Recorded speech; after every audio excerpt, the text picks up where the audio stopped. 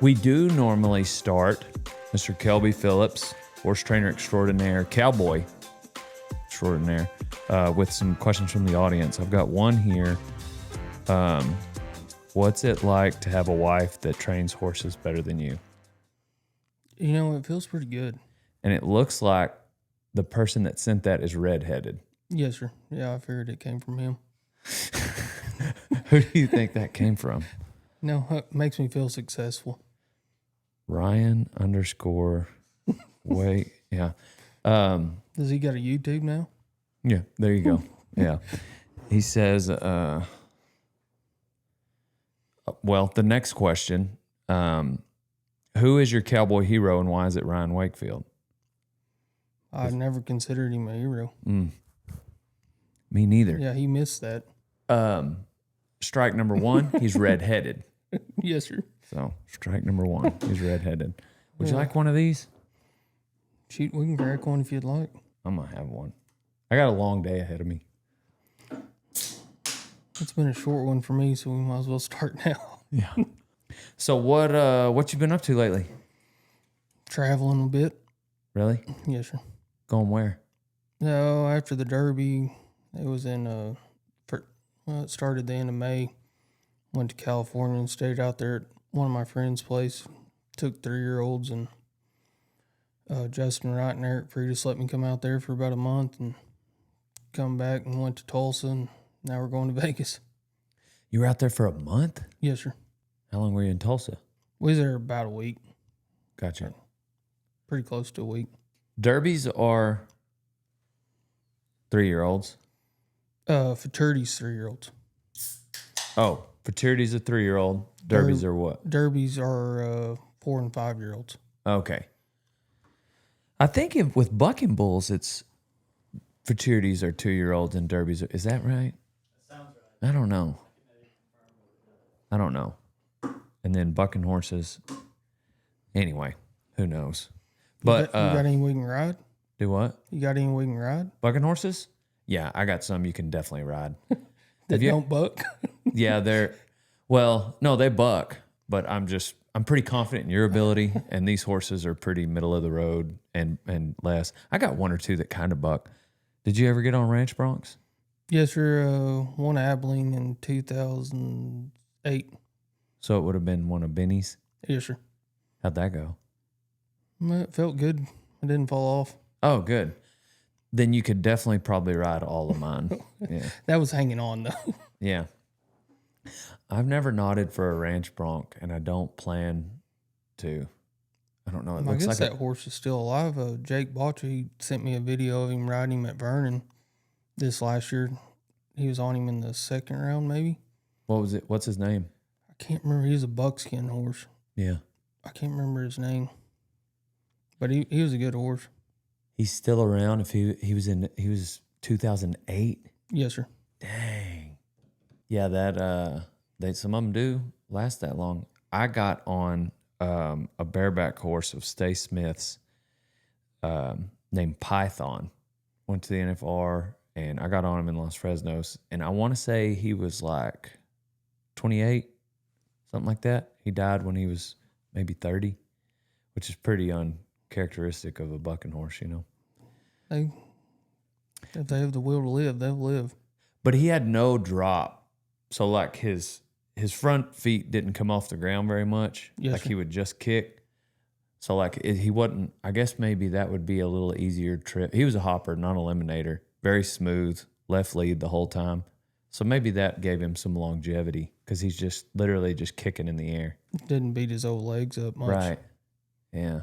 I got no desire. What about ranch rodeos though, in general? Have you been in a lot of those? Yes, teams? sir. Growing up, I went a bunch. Yeah. I went with a bunch of different people, and last one I was in was last Saturday. Yeah. I went with Lanham and Browns. I had Trinity and Bucker. Oh, can't remember his name. Robert Mitchell's son. Oh, gotcha. Yeah. Casey, is it Casey? Casey. Casey. Yep. Went with them. It was fun for the benefit for Buddy Love. Gotcha. Well, that's pretty recent then. Yes, sir. This was last Saturday. So speaking of growing up, where didn't you grow up in Guthrie? Yes, sir. Most of my life, kind of moved around a bunch. Yeah. But originally, when I lived, I have two families, my mom and stepdad and dad and stepmom. Luckily, I got two great families. Yeah. You got bonus parents. Yes, sir. And they're awesome. Cool. That's super cool. They were great for me growing up and in all aspects of life, looking back on it. We kind of moved around a bunch. We lived here at Throckmorton, Gale, up in the Panhandle, Miami. My daddy worked for Enron, and then after Enron laid a bunch of people off, he went to Lubbock, and I went to second grade there. He worked for Southwestern Bell, and then they moved to Kittyquay, and that's how I know the Bursons, like Will and Bursons were around there. They were at Silverton. Mm-hmm. And my stepdad moved from up there in the Panhandle and went to Pitchfork. Man, those are all like super cowboy towns. Yes, sir. Like all those. Gale and Miami and Throckmorton. Those are all Kittiquay. There's cowpunchers all over those. Everywhere. Yeah. Yeah, I was very lucky to, everywhere we landed, it was a good spot. Right. Yeah, you got to, so you and that was when you were super young, and then you moved to Guthrie when you were how old? So that would have been my 6th grade year. Did y'all live in Guthrie, or you were over at Pitchfork? We're at Pitchfork at South Camp. Gotcha. Yes, sir. So pretty good ways from Guthrie. Well, But that's where you went to school. yes, sir. Did they send a bus down there to get you? They sent I guess they'd call it Suburban. Right. Not because they ain't got a lot of stops. One of my friends that was in my class, the first time we walked out there, or I walked in, they introduced me to the class. He goes, "Are you good at football?" You may know him. His name's Colt Ellis. Oh, yeah. And I was like, well, I don't know. I guess we'll figure it out. But I love that school and love that town. But yeah, He seems like he was probably good at football. he's not scared to knock some heads. Right. He was good for us little guys. And Especially for Guthrie. Yes, sir. So did you play football? Yes, sir. Yeah. Yeah, I played all the sports. Obviously, there, all we had was track, basketball, and football, I guess. Played tennis with my mom every once in a while on that court, but that's about it. Yeah. Hey, old son, if you're like me, you eat a lot of steak. I love to cut into a juicy, tender ribeye, cooked medium rare, and it came from the 4-6's Ranch. That's right. You can get your steak from 46steak.com. And for a limited time, now through the end of August, use code DALE and get 15% off on orders that are above $50. There's a link below. All you got to do is click it and go get yourself a ribeye, get a brisket, get whatever you want, old son. You'll be eating like a king, like Dale Brisby. And the odds are that I ranched on that steak, maybe even while I was filming Yellowstone. Well, Taylor Sheridan was filming it, but I was the star of the show. So go to 46steak.com and use code DALE, old son. I was little. We were at, I was just a baby. Before kindergarten, we lived at West Camp. Oh, yes, sir. My dad. Was y'all in the old 2-story house? Yeah. The one with snakes. And I guess they tore it down. But That's what I heard. I hadn't been back over there for a little bit, but looking from the highway, it didn't look like it was still there. Did Bones live in it? Or did they tear it down before then? But anyway. Honestly, I don't know. I think whenever I was there growing up, my buddy Ross Erickson, he was there. Levi Myers, Jason, we were in the bunkhouse because I always stayed in the bunkhouse a bunch there. Oh, that's cool. And that, we'll talk about that later on. But yeah, Ross was there. I think Joed Eckert was at West Camp when we got there. Bump was before us at South Camp. Richard Bumpus, and then West Foot. I've never met him. I've just heard great things, cowboy stories about him. Right. And we inherited quite a few horses that Bump had, and then they were dang sure nice horses, Dang. as far as I could tell. That's neat. It's neat to get to hear, like you go somewhere and inherit just more than one or two good ones from a there was a good camper. string of horses there. That's cool. Or, like I say, from what I can remember, they were dang sure nice horses. I guess I always kind of, I get just occasionally, I love the little town I grew up in too, but little bitty town, bigger than Guthrie for sure. But yeah, I always kind of, I don't want to say envied, like I said, because I loved where I grew up, but I thought it was cool, just the idea of kids growing up in Guthrie. Yes, sir. Especially that just so shielded from the world and all its problems. Yes, sir. Like a little island. It really is. This is our community, and get it at the supply house, then you probably don't need it, and go back out, especially living on a camp there. Like that would just, that seems like a super neat lifestyle. And there's a lot of other places that it's replicated. Oh, I'm sure. But that we hadn't seen. That's just the one that I I'd thought get that to was drive through every now and then. After growing up and been all over the United States, traveling and stuff with the horse deal, working for different people. And when I left there, I said, I'll never come back. But it always draws me back. Yeah. I mean, that's my home. Right. I mean, I love that place. Yeah. So how much cowboying did you get to do as a kid there? With quite a stepdad? bit. Yes, sir. 'Cause especially since y'all had good horses for you to ride. My stepdad, he packed me everywhere I could go. Mm-hmm. At the time, whenever I wasn't in school or got to skip a little school every once in a while, but Yeah. it was James and Bob. Really, Bob, he was so good to us young. I guess he just had a love for us kids, but he was a very big instrumental part of my life. Really? Whether he knows it or not, but he was just so good to all the kids there. And man, it seems like when you're a kid, and you're around some of the wise old cowboys, they can be super intimidating, whether they know it or not. And he's outgoing enough that I didn't know him as a kid, but it seems like I could see how that would be.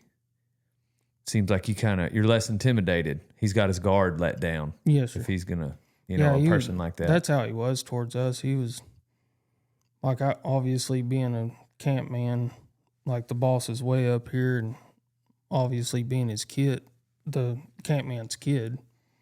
And Miss Linda, she substituted school, and her and I got to be pretty good friends. I don't know why. Whenever I was young, it was it was just a great experience. But Bob, he always took care of us, and I can't say anything bad about Bob. Was did you go in kind of the rough stuff? Yes, sir. Yeah, East and West Croton. That was obviously as on a kid? South Camp. Yes, sir. Yeah. Oh, yeah. Yeah, we didn't really have a choice. You didn't, I mean, it wasn't like, because it seems like sometimes, maybe we'll just take the kids on Thursday because that's when we're going to this pasture. But, back in that time, it maybe seems like some of the dads were more like, no, we're, If you can saddle your horse and you're going where we're going. Gotcha. And that's kind of how it was. Yeah. Which all them guys that was there, whenever I really got to get to go, like Joe Ed, Mark, he was at Croton Camp. Mm-hmm. And I can't remember whenever I was starting out who was going with them, who was in the bunkhouse. Clay Timmons was at North Camp, which I guess he still is. James and Bob, but oh yeah, when you put your chaps on, you're going with them. Mm-hmm. It didn't matter where it was. Did you feel like at that time as a kid, did you kind of realize man, this is as authentic as it can get? Or was it just another day? Did you feel like this is okay, heavy ranching as opposed to light to moderate? Or Honestly, I didn't know any different. yeah, that's what I suspected. I mean, that was I was just happy to get to go, so I never even thought any different. I mean, I just thought that was expected of you to go catch something or be there and keep your mouth shut. So I'm glad you said that. So were there still a lot of Mavericks at that time? yes, sir. Actually, I was talking to my stepdad, Kerry, about that. I told him I was going to do this thing. And he said, "Do you remember how many Mavericks we caught that one year?" I was like, "Well, kind of." And we got to kind of just BSing about it. And I think we had around 100 Whoa. that we had caught through our camp and helped other people catch and put them in the feedlot. And obviously they're so wild and not used to captivity. I don't know how many survived, but I remember them whenever you put them in them pens and they go to shaking. How old were you? What was the youngest you remember being involved with catching Mavericks? Probably 7th grade. I don't know how old that is, but I know it's probably like you weighed like 87 pounds. yeah, when I graduated high school, I weighed 132 pounds because I weighed myself. Yeah. So 5 years prior to that, Yes, 5 years prior to 132 pounds, I can just picture yeah. He was reminding me of you know where that river pasture is right off the highway? It's a pretty good sized pasture. I can't remember how many acres it is. Well, Bob loaned us a trailer. It was pretty small, maybe 10, 12 foot single axle. And we caught one of them bulls. My stepdad lost his rope whenever we was dragging this bull in the trailer. I went and hooked it on him. I would have been 7th, 8th grade somewhere, and jerked him in the trailer on this horse that James gave me. His name was Tiny. And he was just reminding me of that. I'm like, man, I forgot about all that stuff. Even then, you're still just thinking like this is normal cow kid stuff. Like this is just how kids grow up. I didn't know any different. Yeah. Especially because, like you were saying, the guys that I run around over there at Kitty Quay and Turkey, Kai came later. That's true. They all grew up that same way. Charlie Walden. I run around with Charlie a bunch.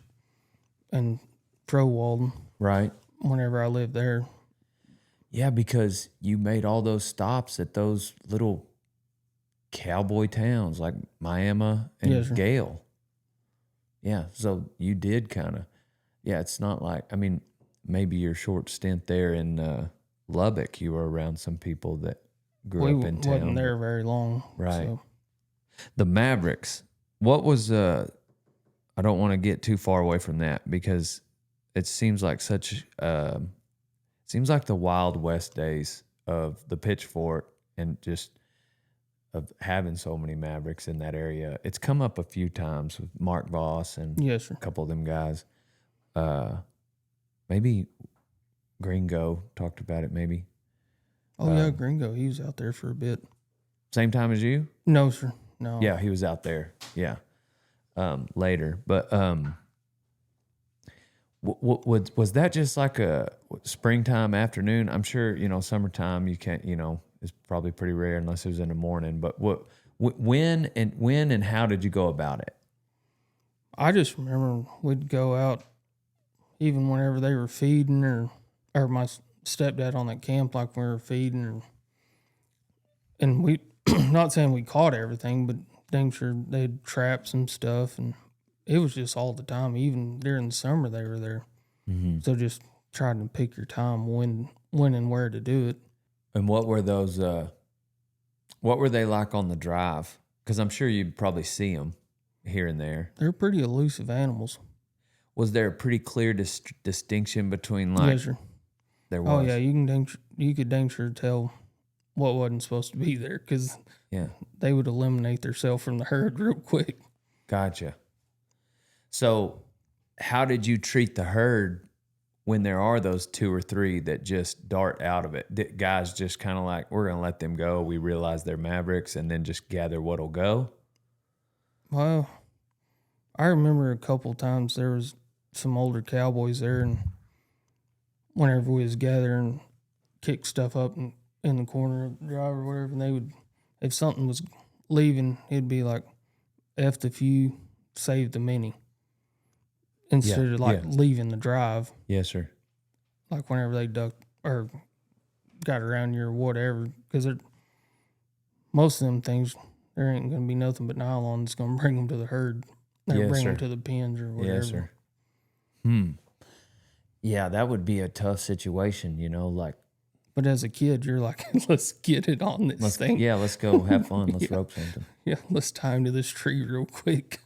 What was, I'm sure too, it maybe, did those Mavericks teach just some of your everyday cows like some bad habits? Did it make a lot of them, good cows want to act up?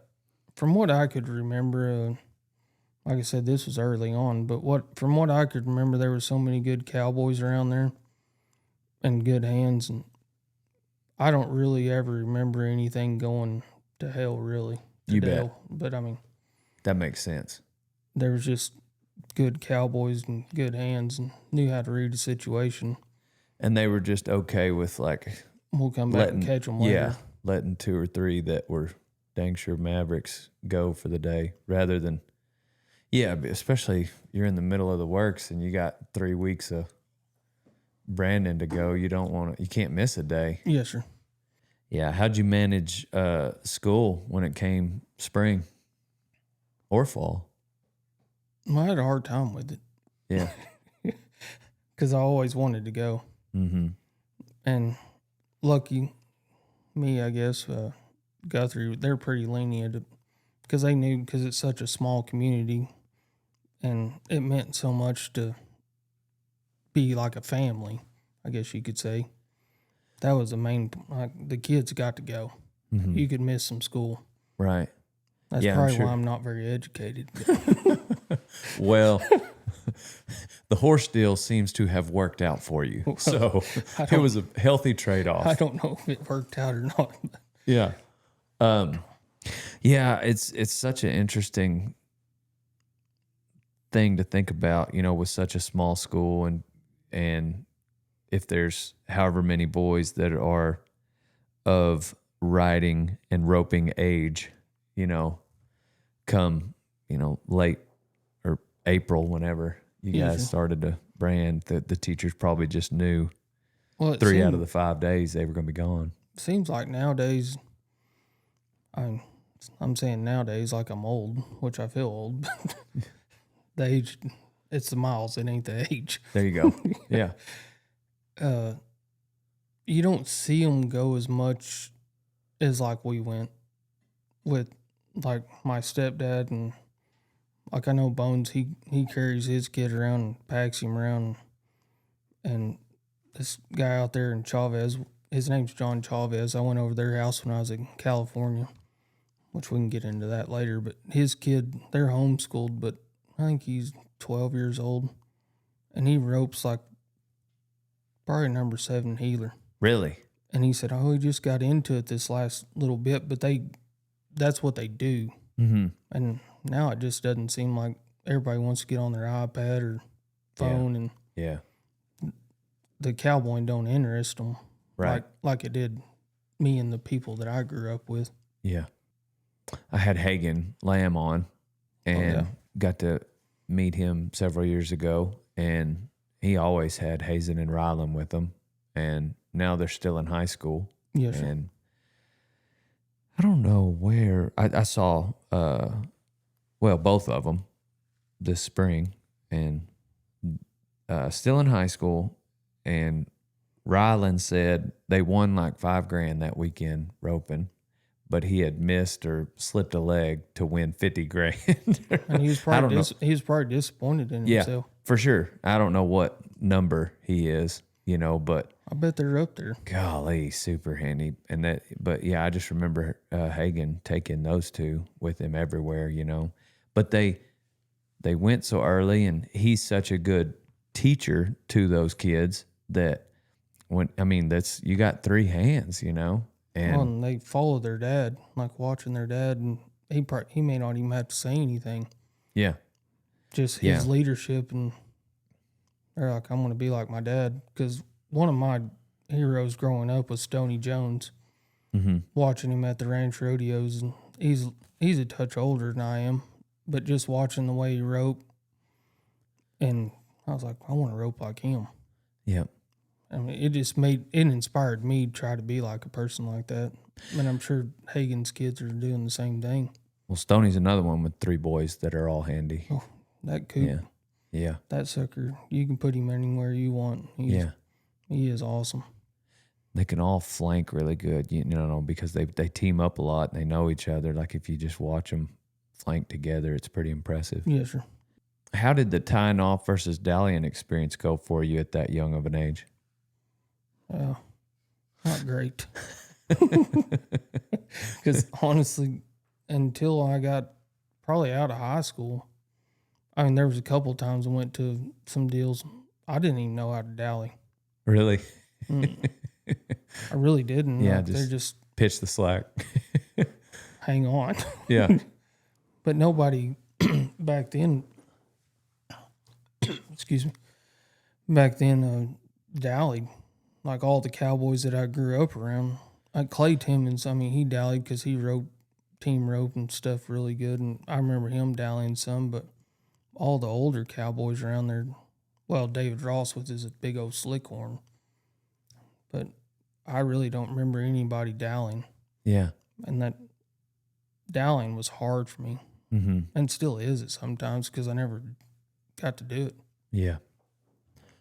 Yeah, every now and then I catch myself looking at my saddle horn, I'm not going to lie. Make sure your horn knot's still there. Make sure it's still there.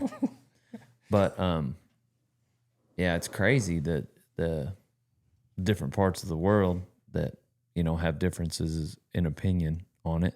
But, you know, it is what it is. Whatever works. Yeah, whatever works. Because California, like them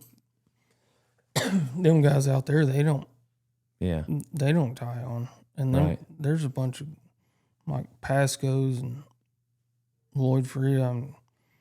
They don't tie on, but they're as handy as you can get. Yeah. So it's just, I guess it's just how you grew up. Or when I went to Arizona, they all dallied and then after they got them caught, they would tie on.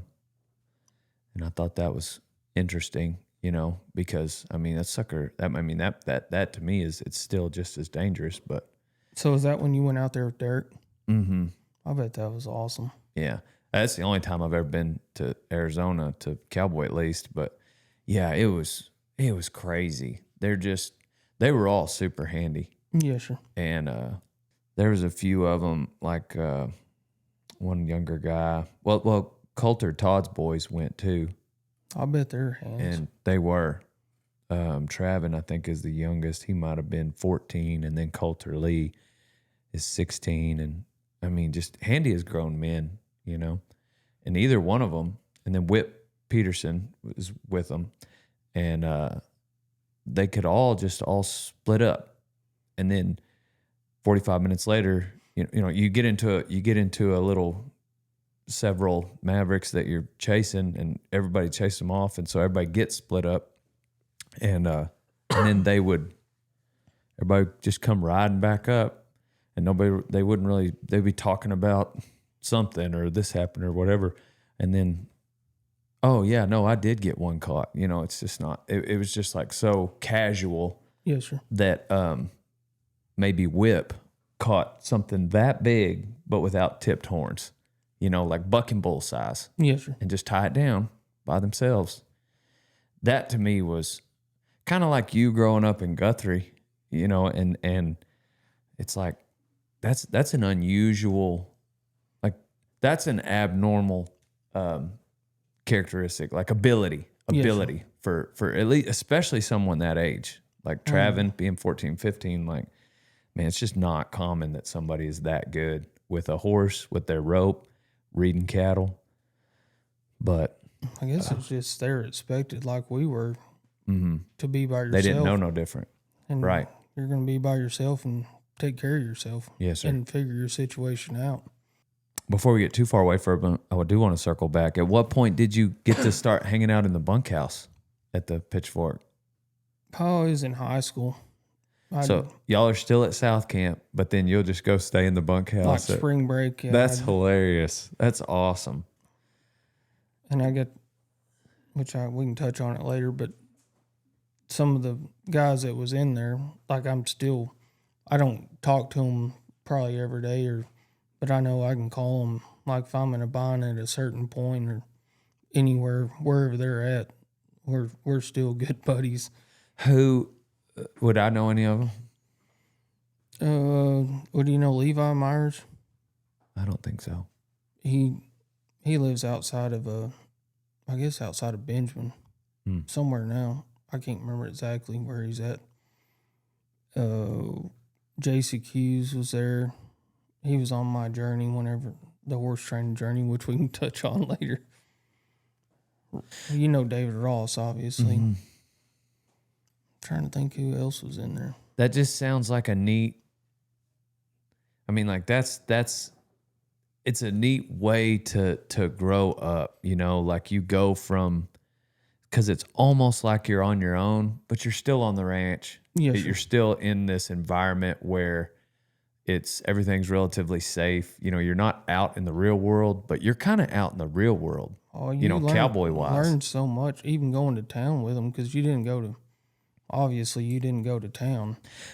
Lubbock, I guess, but I guess what's so neat about it is like when you think of a kid that grows up in the city going to the real world, or they're just not they're not most. I think the average person, like across the country, that maybe not a cowboy, like they're not experiencing something hard. Yes, sir. You know, they didn't have to rope a 1,700-pound bull because their dad might have, you know, lost his rope. It's in 7th grade. They didn't have to, you know, get home late from branding calves all day or weaning when it's cold or something, you know. And then on top of that, now you've spent multiple nights away from your family at 14. You're still out doing the hard thing. Like you're probably going with David, and there's days where you're like, no, I'm riding over here, and you jump in somebody else's rig. And it's like you're so grown, but then you also haven't left King County. Yes, you know, so you're still protected.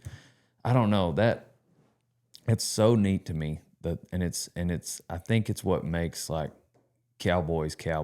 And then you do go out in the real world and you've been in literally life or death situations. Yes, sir. And you figure it out yourself instead of relying on someone else. Like nowadays, nobody knows how to change a tire. Right. On the side of the road. They have to call Love's or come figure something. But you and Levi did that one day when you're 14. Your dad's not even there, or your stepdad. And that's the little stuff even. That's not even the big stuff. Yeah, and that Brandon Boyd, he was my best friend in high school. He's still one of my good friends. He was the son of the mechanic there. Yeah. And we'd meet each other, like, it was right after they started having the landlines. Mm-hmm. As soon as I got off my Suburban, I'd call him. Mm-hmm. Well, I'd start trotting. He'd meet me on a four-wheeler, and we'd go hunting or do something. That's what I'm talking about. Like, he'd loan me his four-wheeler, and I mean, we done all kinds of stuff. Get everything stuck you could possibly get stuck, and you're not going to call your dad. Right. You're going to figure out how you're in trouble. What point in that process did you really start paying attention to horsemanship? Honestly, this going back to Bob, he always had someone come out there. Like, they always had a clinic. Like, I think Mike Bridges was the one guy's name from up, like, bridle horse guy. Mm-hmm. And I didn't find out till later years. When I worked for Zane Davis, Mike kind of inspired Zane through reading his book. So it's kind of a big old circle, like years around. And he had Buster, he came out there, and I didn't know Buster Welch. He'd come out there, he worked Playboy's badge. I remember seeing him. But Mike told Bob, he said, hey, this kid's too too good to just cowboy. Mm. Whenever How old were you then, you think? it had to have been early junior high or late junior high. How old are you in junior high? What is it? So like 12, 13. It had to have been somewhere in there. And So Mike noticed it in you. whenever we was working the flag, or because that was right whenever they come out with them flags, and I don't remember if it was a bicycle flag or if it. I just remember he was over there working. He said, "This kid's too good." Bob told me this. He said, "You need to pursue that horse deal." Had you thought about it prior to him saying that? I didn't even know what. You didn't even know what to pursue. I didn't know there was a horse training deal. Honestly, I didn't. Yeah. My goal in life at that point was to go play in the NBA. Like, Oh, really? oh yeah, I loved basketball. Really? Dang. That was my. I love basketball. I Yep. never had a goal of playing it. I'm not good at playing it. I could watch it all day. That was my goal. Like, I'm going to go to the NBA. Dang. And I worked my tail off day in, day out, staying at the gym, playing with old people, and that was my goal. I That's mean, I cool. loved cowboying, but that was. Were you good at it? I don't know. I guess Yeah. you can ask someone else, but Yeah. I mean, I could have went and played at a junior college. I had some Gotcha. little offers, but Oh, I could dunk it. Maybe I could dunk a girls' ball when I was a freshman, yeah. but obviously, you see these mittens, they ain't gonna grab a Yeah. big one. Dang. That is a fun fact about Kelby Phillips for me. That's awesome. Yeah, I still love shooting basketball Yeah. because, like, Kobe Bryant was probably a person that I haven't ever met. He was the most influential person in my life. Well, you do know. I don't know if he knows. You do know he. Oh yeah, he had a. I know exactly where it happened. Okay, gotcha. Yeah, Just making sure. As a kid, yeah. Okay. he Woo, passed. I didn't want to away. break your heart there. No, I was playing golf in Arizona whenever we went to eat after we played golf, and it honestly made me tear up because Yeah, it was he super made sad. that much of an impact on my life Dang. by watching him and how he pursued the game, and that's how in depth I was about Right. it. Yeah, I follow a bunch of Kobe highlight. Do you have Instagram? No, sir, I don't know how to run that. Yeah, so I mean, it's a bunch of rodeo pages, some cowboy pages. Follow the 4-6s on Instagram, and then MJ highlights, Kobe highlights, LeBron, NBA, like all of it. Like that's normally if I'm like scrolling somewhere, if I'm in a doctor's office, I got 30 minutes to kill. That's I'm what you're watching doing? basketball. I just thought just the way he played the game, there was no losing with him. Right. And that's a weird deal, but That's not weird, man. I felt that way about football, and I think I was probably smaller than you. Even I don't know. I was pretty little. when I was in football, I talked to a coach to go play at Blinn. To be like on the practice team forever, and then maybe event anyway.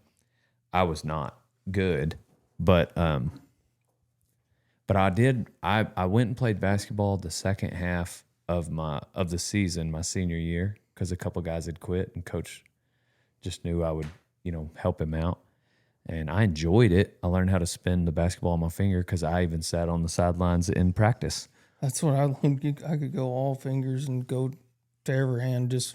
I needed the rest of the season to learn that. I can just go the main finger. I can't do it no more. But I was so bad, and they would chant my name if I made a basket. I remember at a home game, my football coach, we were partners. He introduced me. They let me wear number 23, and they introduced me. He's like, and Michael Jordan. But anyways, I made a buzzer shot for halftime. And everybody rushed the court and carried me off because I only scored like 12 points the whole season. You had one hero moment at least. I had one hero moment. I mean, they all rushed the court. It was hilarious. But anyway, so But going back to Going back to like the cowboy stuff. Oh yeah, Texas Cowpuncher series. I remember now. Sorry. I don't think the Lakers are going to draft us now. No, yeah. Maybe I'll be a water boy somewhere. But Well, if they'll let me, I will. I do though. I do try to catch a game once a year. Have you been to any NBA games? Yes, sir. I've been to a couple. Yeah, I go to. I've been to a few Mavs games. I had So never fun. went there. I had a customer that played for them, and we just never. You had a customer that played for them. Yes, sir. What player? His name was Dorian Finney-Smith. Dang, he's got horses. I don't know if he does now. I mean, That's awesome. he had one with us, but I'm not sure what. And he he's got doing you now. some tickets. He said anytime we wanted to come, he would set us up, and kind of like a lot of things I regret. I wish I'd have went. Yeah. Does he still play? He was in LA and he just signed somewhere else this summer. But Yeah, he's not with Dallas anymore. he's been traded a bunch. Yeah, he's a good player. I wanted LA to keep him. He might have Yeah. went. Did he go to Brooklyn? That sounds right. Brooklyn made a bunch of moves this offseason. And then he went. Then he traded He played to good last year, and LA's gonna have to pay him. And they weren't willing to pay him. Yeah, that is super cool to sit like and watch them like in person. Yes, sir. Really, you can, and it just, I mean, it just drives home the fact that like I couldn't even make my high school team, but neither did Jordan. So maybe I was onto something. I think you got a chance. So what happened after Mike and Bob talked about you pursuing it as in junior high? Obviously, I never even thought about it. Yeah. I mean, that was none of my concern. Mm-hmm. And I guess being a kid, I don't know what it's like being a kid anymore, but I tried to. Yeah. I just kept going around. There was a guy there, David Jones, lived there in Guthrie, and that's one you ought to get on here. He is a Really? cowboy sucker Really? and wild. Still, I don't know how old he is now. I bet he's in his mid-50s. But I stayed with him a bunch off and on through the summer and helped him. He's at Pitchfork? No, sir. He day worked for him, I'm Oh, sure, gotcha. a bunch. He lived there in Guthrie. Mm. He had his own deal and helped him. But the first time I actually got to go see a ring cow horse event was, I bet I'd been a sophomore in high school. Levi Myers, the Mhm. guy I just talked about, he said, "Hey, let's go to Stephenville and watch the world's greatest horseman." I was like, "What the hell's that?" He said, "It'll be fun." I'm like, "Heck yeah, let's go to Stephenville." Yeah. 'Cause I had never been to Stephenville, obviously. And we went and watched it. It was a year that I can remember it to this day. I believe Bob Avila won it on, is either Brother White or Bob White, or it was a light and fine or something like that. Mm-hmm. But I just remember watching it and the steer stopping. I'm like, a horse can stop like that? That's what got me, was the roping part of it. Yeah. Because obviously you see the Cowboys part of it. I've never seen a horse stop like that. Yeah. And whenever you hook it on something and it slides that far, I'm like, that is amazing. Right. And I just kind of kept it in the back of my head, but I never even thought about going and doing it. Mm-hmm. And I guess my senior year, I kind of gotten a little, I used to kind of have a temper. Mm. Not anymore, though. I don't think so. We got all that figured out. It's under voluntary control. Yeah. 9 years of therapy, no big deal. Been working on it 37 years. Right. Yeah. And anyways, I was helping the sixes and kind of had a temper aspect. And I was like, I'm leaving. Hmm. And that's what I was saying. I'm never coming back to Guthrie. Gotcha. Is when Reggie was a wagon boss. Mm-hmm. Bootsy is still there. And I mean, looking back on it now, look how stupid I was. Yeah. But obviously everything, there's a plan for something. Right. Not saying it was the right way I done things, but Yeah. I went and packed my stuff and threw it in the back of my pickup and told my mom, I said, I'm leaving. I'm never coming back. Dang. Oh, so you like said that, and at that time you meant it. I packed whenever I was 18 years old. I helped sixes for 2 weeks because that's whenever they weaned later. Mm-hmm. Or maybe they had a different herd. I can't remember how it went. I kind of thought you just kind of meant that like tongue in cheek, like, I'm never coming back to this place. But you were like mad and you said, I ain't never coming back to this place. Boots hauled me back. You can ask him the story. Yeah. What do you mean he hauled you back? He picked me up. He said, From where? out in the pasture because I was trotting back to headquarters. Oh, you kind of quit in the middle of it. Yeah, I said, I'm done. So Boots came and picked you up. You can ask him. He tells his story to everyone. He thinks it's funny now, I guess. I packed my bedroll and threw it in the back of my pickup, a saddle, and whatever clothes I had. Mm-hmm. And I didn't have. I remember that was right whenever I just got a credit card. I think I might have had $1,000 or something like that. Yeah. You were in school? This is the 2 weeks after I graduated. Oh, okay. Okay. So right after school. Yes, sir. Gotcha. And I said, I'm leaving. Yeah. I went and packed my stuff up, whatever I had, and saddle, bedroll, and hugged my mom by, and she wasn't very excited about that, and shook my stepdad's hand and hugged my sister. And And they didn't see it coming. Like at that morning when you left, they were thinking I was in the you're bunkhouse at the sixes. Okay. But they thought you were going to be around for a little bit. Well, I told them I was leaving. But I'm saying before that. Yes, sir. No, Yeah. I don't. I'm just saying, like, you came in and surprised her with, see you later. I'm going this way. I'm headed west. Your poor mom. I can just remember him crying. Or my stepdad didn't, but my mom was crying. Yeah.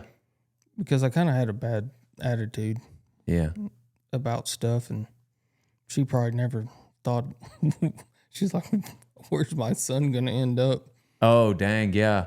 I guess, like, if you're leaving mad and things ain't been going your way, yeah, I guess that probably added an extra layer of worry for her. Because I'd had several incidents before, and she was probably pretty worried. Yeah. I mean, I feel bad for her now, but Right. I think she still worries about me because of all this stuff. So where'd you go? I just took off driving, and I was Jacek that was in the bunkhouse. He had some cattle turned out at Flagstaff up on the mountain. He was working for a guy. Well, I touched base with him, and honestly, my first thought was I was going to go to the Grand Canyon because a buddy of mine had been packing. Like, I want to do that, just experience packing up and down the Grand Canyon. Well, they didn't have any openings, so I went north and went to the Bryce Canyon up in Utah. Dang. And stayed there for the night and went on. I don't know if you've ever done that stuff, but whenever that guy was telling me how I got to saddle a horse and you got to do this way, and that was still kind of probably a bad attitude that I had. Yeah. What do you mean? Oh, for the dudes. Oh, gotcha. And Okay. To take care of them. He was probably really just telling me, like, hey, this is how you need to do it, and just trying to teach me. Uh-huh. But I didn't take it very well, I guess. And Gotcha. So you left there too. well, I got a free ride through the canyon, though. Yep. Yeah. It was cool. Yeah. So little did he know, you showed up already pissed off. You know, he's just like, hey man, you're the one who wanted a job. So after the ride, I said, well, I'll see you tomorrow. Well, I just packed my stuff back up and went back One to ride, Flagstaff. one day. So I stayed with Jacek there on the hill at Flagstaff for a little while. That guy's just like, yeah, them Texans, they just can't handle it. I'm sure that's what it's. Right. Yeah. Just from then on, he's like, oh, you're from Texas? Yeah. You ain't working here, buddy. He'll probably hear this and be like, I wonder where that guy went. I wondered where. Yeah, this kid from Texas. I think his name was Kelby. Man, he. That's why I've been avoiding this thing. I don't want everybody to know where I live. Well, if that's the worst thing that catches up to you after all these years, you're probably doing okay. Well, there might be some more, but we're not. Yeah, gonna we ain't talk got to about that part of the story yet. Probably better not talk about it. Kelby's like, no, you ain't heard the rest yet. Let me just finish. Oh, it's been a good ride. How long were you out west? Well, I stayed there, I can't remember, it was a week or two, and just hung out with Jason. And I just like, I want to go see California. You just kept going. Hung out with him and Levi, the guy that took me to the world's greatest. Mm-hmm. He was working for Doug Williamson in Bakersfield, California. And Doug, he passed away this last year, but he's like the king of the cowboys is what they call him. And Yeah. he was big time. King. Co- Right next to Dale Brisby. Oh, yeah. King. of the I'm Ca- sorry. I forgot Right. about that. Dale, yeah. So you did you get to learn a lot? Well, I just showed up there and Doug was going to a show. Well, actually, I stopped in Kingman because Polk Yarborough, he was there. Did you learn a lot? No, he wasn't there that day. Just kidding. No, he wasn't going. I never met him Oh, gotcha. whenever I was there the first time. Gotcha. But I stopped and hung out with Polk. He was in Kingman and hung out there for a few days. And then just like, just keep going. Went Yeah. to Bakersfield and Doug was gone to a show and Levi said, hey, there's this guy. I stayed with him for like a week. Doug was gone and he was showing me all this cool stuff that they do with the horses. And I'm like, this is kind of cool. There's a guy that's looking for someone up in Sacramento, like to work for him. Way up there. I'm like, heck yeah, I'll go try it out.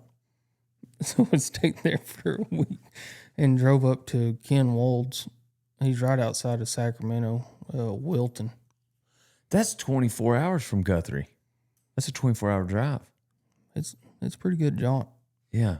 Maybe 23 because it's 20. I know it's 24 from here because I've I driven think it. back then when that pickup of mine, I think it might have been about 38. Yeah. I was about to say that poor pickup. Man. He's like, dadgummit, Kelby's pissed off again. Where am I going to end up? Which Quit. coast are we going to? Quit jamming them gears. Yeah. But I went and worked up there with Ken. And that was my first experience of working for anyone. Mm-hmm. Was working for Ken Wold. And that's when kind of, so I'm sure you had done some horse training up till then. No? No, sir. Not even Zero. at, like with your stepdad's young horses or none of Well, that? I mean, rode, but I showed him 4-H. Yeah. Like, growing up, we showed him 4-H, but as far as that level of horse training. Making a horse stop. Like yeah, you had seen at the deal. You hadn't really gotten into that yet. the 4-H stuff was really good. Gary Antley was our county agent there at Guthrie. Mm-hmm. And he helped us a bunch. And Really? whenever my friend passed away, Tom Butler, I guess I'd have been a junior. They done a memorial. I'm rolling back a little bit, but I told him, I said, hey, I'm going to win that buckle. They done a memorial buckle for him. Mm-hmm. And it was off of a horse that I'd rode and got lucky and won it. Mm-hmm. He said, you need to go pursue this stuff. And that was before I was like, got pissed off and left. Yeah. But So was there any, but just trying to picture the time frame, were there a lot of people in the Guthrie, King County area that were showing horses at all like there are now? everybody did. So they did it then, Oh, and But- Mark, he helped me a bunch. but you had to go to Sacramento. So you left that part of the world Yes, sir. to go learn in Sacramento. Gotcha. But Mark did help me a bunch growing up. Yeah. Voss, like whenever he was there at Pitchfork, and he did give me a horse named Partner.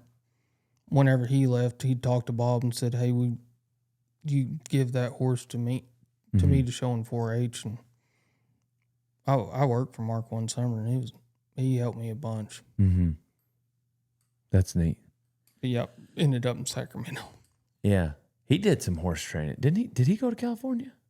For some reason, I wanted to think I know he went. did. I want to say New Mexico. I think that's where he met his wife because she had said she was never going to move to Texas, and here she is.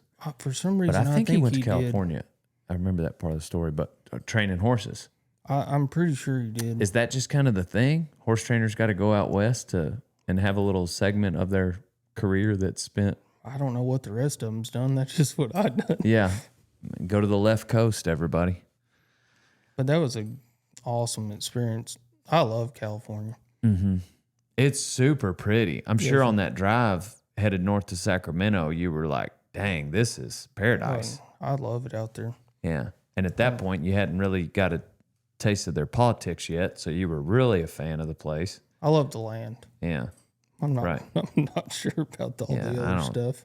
I don't think even not very many people like their politics, but there's a lot of great things about that state. absolutely. I go to the reason I go to Sacramento every now and then is the FFA.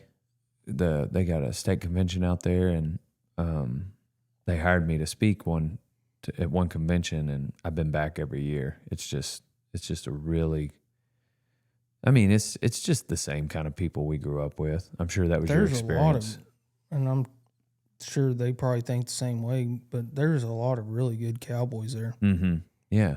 And it's a different style, but Yeah, they maybe don't tie off, but and how they work with their dogs and like going and hanging out with Pasco, and there's a guy there, Will Chavez, like their dogs. It's amazing. mm-hmm. Like not just great cowboys, but they're good with the animals they work with too. Well, the grass is different, the country is different, so the way they might handle cows and it's probably going to be a little different. But yeah, I've heard, that was my experience too. Like just dealing with some of the few times I've been over there. There's good cowboys everywhere, which I knew going into Arizona, and they asked me. Arizona, We were trotting back one evening or walking back one evening, and they were like asking me about like 4.6s, cowboys, and everything. And so I was kind of like, I'd been there a couple days by then, and I was telling them, I was like, yeah. Now wait, I was like, looked around, I was like, whoa, you guys aren't. Don't let me be your representation of what a Texas cowpuncher is. I was like, there's plenty of guys that. Anyway, it was just a funny moment whenever I realized like I was having to represent for a Texas cowboy. But anyway, no, that was my experience there. I'm sure it's the same for you go up north to Wyoming, Nebraska, Montana. yes, sir. I've never been up in that area. Same. Yeah. I mean, cowboying wise, Yeah, that's what. To be honest, I call it Texas Cowpuncher series just because that's what most of my friends are. They're from Texas, and I would do a Montana Cowpuncher series, but I don't know a lot of those guys. yes, sir. I don't. I know my uncle. He went cowboyed up all in through there, and that's what he was telling us last time he was down. He said there's cowboys all. He was on actually the last Matador wagon. I think it was 1958. Mm-hmm. And after that, he traveled all the way around. He said there's cowboys everywhere. How long did you stay out there? Oh, it was a pretty short stint, too. Was it?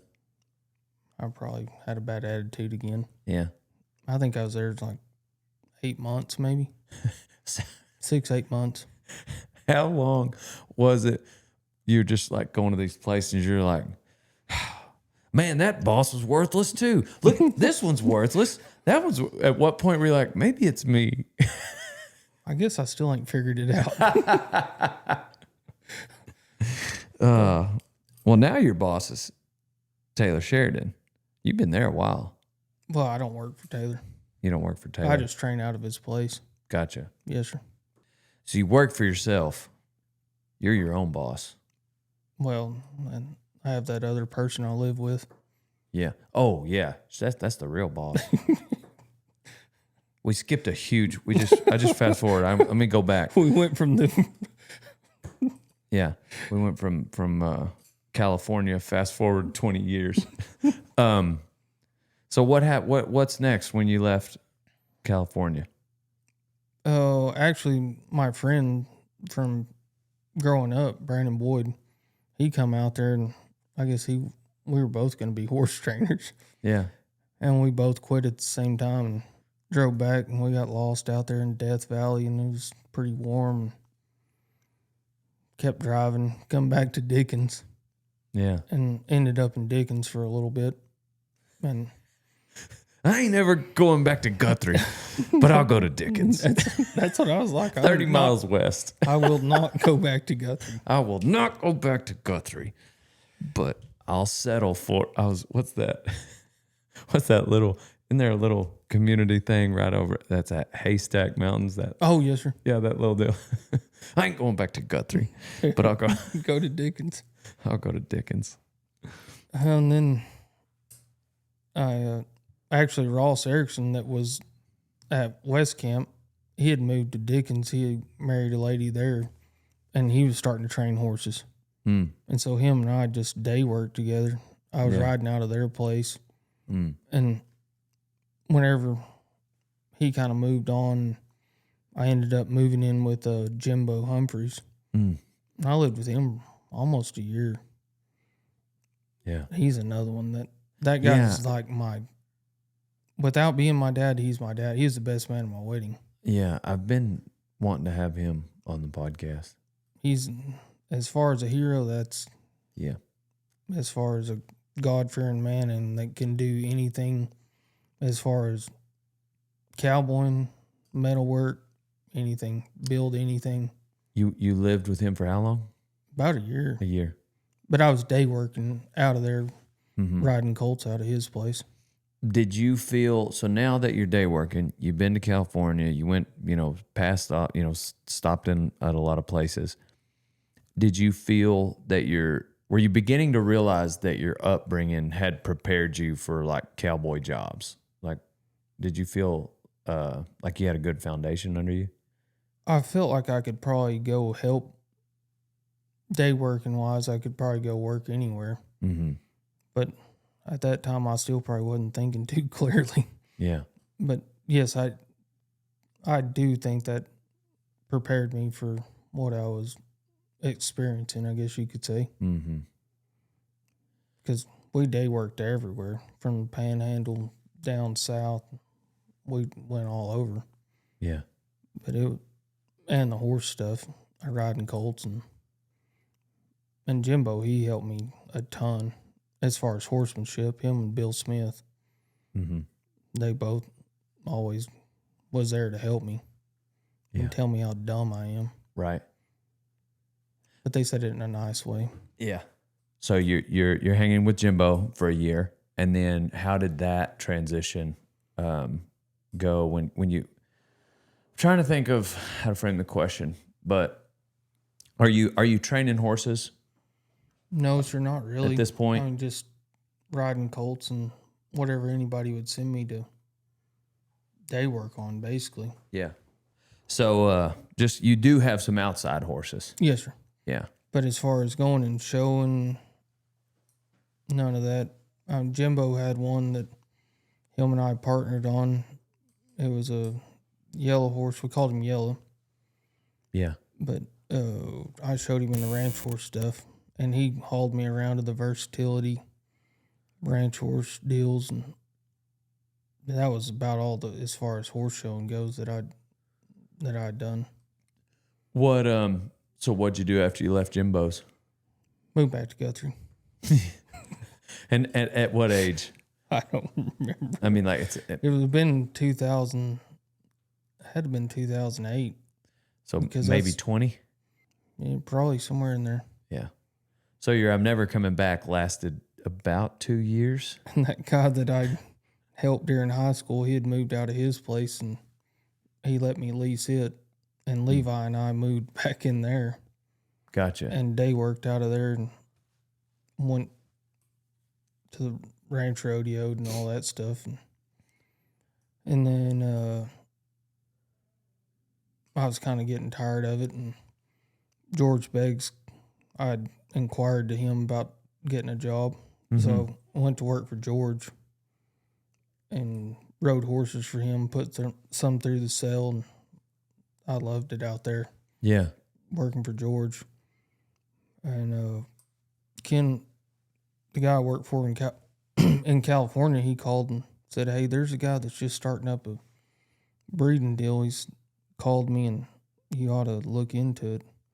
He wants a trainer to ride 2-year-olds." I'm like, heck yeah, where's it at? Well, it was in North Carolina. The other coast. How backing up just a little bit, I got one question. When you're at Beggs, was that just a horse training deal, or were you? Yes, sir. I had just a little bit of country. Okay. They're at their headquarters right outside of Post. Gotcha. Okay. I actually worked for George twice Okay. during this short stint because there was another little accident I had at a place I shouldn't have been at. Kind of got hit by a car. And Oh, goodness. broke my leg, and so Yeah. I couldn't go to North Carolina. Pissed off ex-girlfriend or just a Might have civilian been from not paying attention? Might have been from a boxing match at one of them places you're not supposed to be at, and then got me on the way out. Nothing good happens after midnight. I can't remember what time it was, but it wasn't good. Oh, I just dang. remember trying to get up, and that leg didn't. Was it Kind of, Lubbock? Yeah. yes, sir. Yeah. On the south side of town. On the south side of town. Papa said, never go to the south side of Lubbock. Yeah. Yeah, that was, yeah. It I was think, what is it? Happiness is Lubbock, Texas in my rearview mirror. yeah, It was that day. it was a pretty bad experience. So, did you go to North Carolina? Yes, sir. I went back to work for George for a little bit, and his name's Jeffrey Matthews. He's passed away now. Just this last year, he owned One Time Pepto, and he was just starting his deal. And he actually sent me some money and said, "Hey, I'd really like you to come." This was after my interview. Mm-hmm. This was in between my accident, and Gotcha.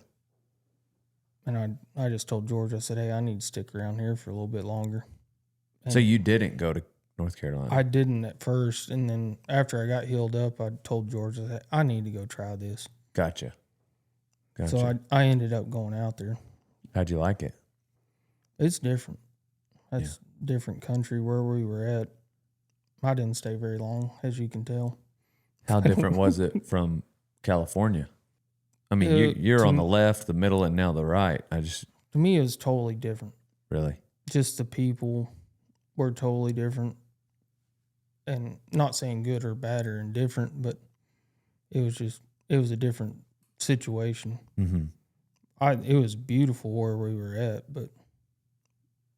and I didn't stay too long because I had a bad attitude. Mm-hmm. Still, I'm trying to get over it. Yeah. So you come back to Beggs after North Carolina? No, sir. After my accident, I went back to Beggs. Gotcha. I hear you. And then ended back up in Benjamin. After North Carolina. Yes, sir. So the other side of Guthrie. Yeah. With Levi again. Yeah. Oh, dang. Working for yourself again. For a little bit, and then I ended up moving to New Mexico, working for a guy there, Bozo Rogers.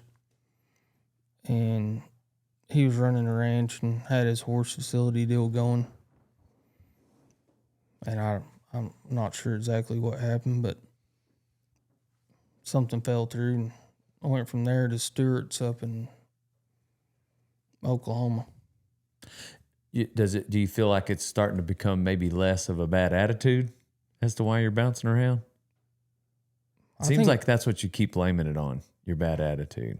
I think it was just I like to travel. Yeah. And see different stuff and try to progress. Uh-huh. Because if it wasn't working out for me, I wanted to do better for myself. Yeah. Because I'm assuming you're maybe being a little bit modest, and maybe it's just maybe your attitude wasn't that bad. If you talk to anybody that was around me, it probably wasn't that great. So how was Stewart's? I love that place. Terry, she's a great woman. They had some nice horses, and AP, you know Andy Paul Jones? He was there at the same time. We lived in like a little condo deal next to each other. Everybody's got an AP story. Oh, he was. It's crazy. It's crazy how many different people. That's who I need to have on. Hell, you're gonna have to. It'll take him a while to tell you something. Yeah. But I'm just saying, as many times as he comes up in other people's stories, And that sucks. surely he's got some. I've been around some of the ropiest people, like NFR guys, and I guarantee you if he wanted to do it, he can out-rope anybody. Yeah. He's the best hand with a rope I've ever seen, Dang. without even caring. Dang. He was there, and then that's when I started really kind of getting into trying to show. Mm-hmm.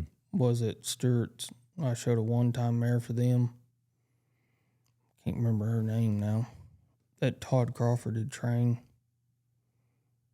I'll think of it. But I was like, well, if I'm really going to do this, I need to go work for somebody and be in a program, because I'd never have stayed long enough to be in a program. What do you mean in a program? As far as the trainers, like going to work for a trainer. Like really learn the way they train a horse? Yes, like figure out this guy's program. Gotcha. Instead of just bouncing around and Yes, sir. Yeah. picking up little things from this guy and little things from that guy. I see what you mean. That's probably how I've learned the most. But in my head, I was like, I need to go settle down, and if this is what I'm going to do after I showed for Stewart's, Mm-hmm. I need to do something about it. So, Murphy's, they told me that Zane Davis was looking for someone, so I moved to Idaho from there. Yeah. And Zane probably, to me, he probably changed my life more than anyone. My Wow. whole life. Wow. And, well, I lived in his basement. Yeah. And Like Harry Potter. that's what I felt like. Oh, gotcha. Well, I was under the stairs. Yeah. But he truly, and everybody knows that. And obviously I'm telling it now, but he's probably the one that changed my life and put it in a curve. So you mentioned, that you think you had a bad attitude, but do you feel like were you just kind of a little bit wild, or what is it that he changed? I probably wasn't too gentle Gotcha. and just being loose. I don't know if that makes sense. Yeah. And not caring what anybody thinks, or I'm just going to do whatever I want. You bet. Basically. Yeah, like a pretty typical 22 to 24-year-old, I'm sure, at that Yes, time, sir. somewhere in there. Yeah. Because the only college I got was a few of them parties I stopped at. Going through Lubbock. Yeah. Yeah. Golly, though. The girls in Lubbock. You ever spend any time in Lubbock, Ty? Not enough. You have not spent enough. There's just no comparison. The women at Texas Tech are absolutely beautiful. They are. Absolutely beautiful. It's a dangerous spot. My dad went to Tech. He was a master ed rider, and growing up in Memphis, I'd go over there. Had buddies. Oh, you grew up in Memphis? Yeah, I'll be dang. that was kind of how I knew the Bursons, because So Zach, were we around the same age? yeah, Zach and I were the same age. Oh, you're the same age as Zach? Yeah, I knew I'll be Zach the most, like in high school, and then Kittiquay, played baseball with them. Ramsey's. dang. Oh, yeah, Zach Ramsey's? Ramsey. Yeah, Zach Ramsey. Like me, Zach, and Ramsey, Zach Burson. Like we're all on like a little league baseball team together. I'll be dang. It's funny how it's such a small world. It isn't is, yeah. That's the only way I knew what Kittiquay, you know what I mean? Yeah, sure. Like Turkey, and little bitty towns. Like it's just you On the blink. Bob and you miss Wills. them. Yeah, that's it. Bob Wills days. But yeah, so I would go over to Lubbock, and it was just, I knew from high school that Lubbock those women were just stunning. And then my dad and I both went to A&M at the same time. He later got his master's, and we got our master's there at the same time. And Oh, dang, you got your master's? yeah, but don't tell anybody. I'm sure they won't find out. Yeah. And, but it was just, dude, no comparison between Lubbock and College Station. Now granted, there's good looking girls at A&M. Yes, of course. You can line up 10 beautiful from there and 10 beautiful over here. But I mean, across the board, like, it's just no comparison. We are on a tangent, aren't we? Rock and roll denim is what Dale Brisby uses to spur his bucking bulls. I get the reflex.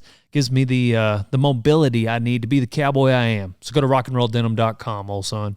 Hey, old son, if you're not feeding every morning with a Can-Am side-by-side, then you ain't no cowboy. I got a Can-Am because I needed a reliable ranch rig that I could use every day because I don't know how to work on stuff like that. So I want something that's not going to break down ever.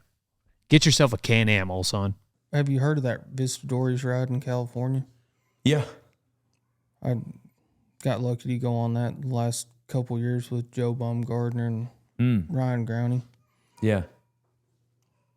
And I don't know how I think I seek out people that I know that are tough that can protect me Yeah. because I know the situations I've been in. Right. But he's like an 8-time world champion jiu-jitsu. Like, Oh, dang. What's his name? You have to look him up. His name's Morgan Mize. I'll have to check it out. And him and I have got to be really good friends. Yeah. I bet there's plenty of places to roll in Weatherford. That's where this guy rolls. Really? Yeah. I've always wanted to do it. I just hadn't. I told Morgan, I said, whenever I come back to California, because he said, I'll teach you. Yeah. Seems like we're always tied up doing something or.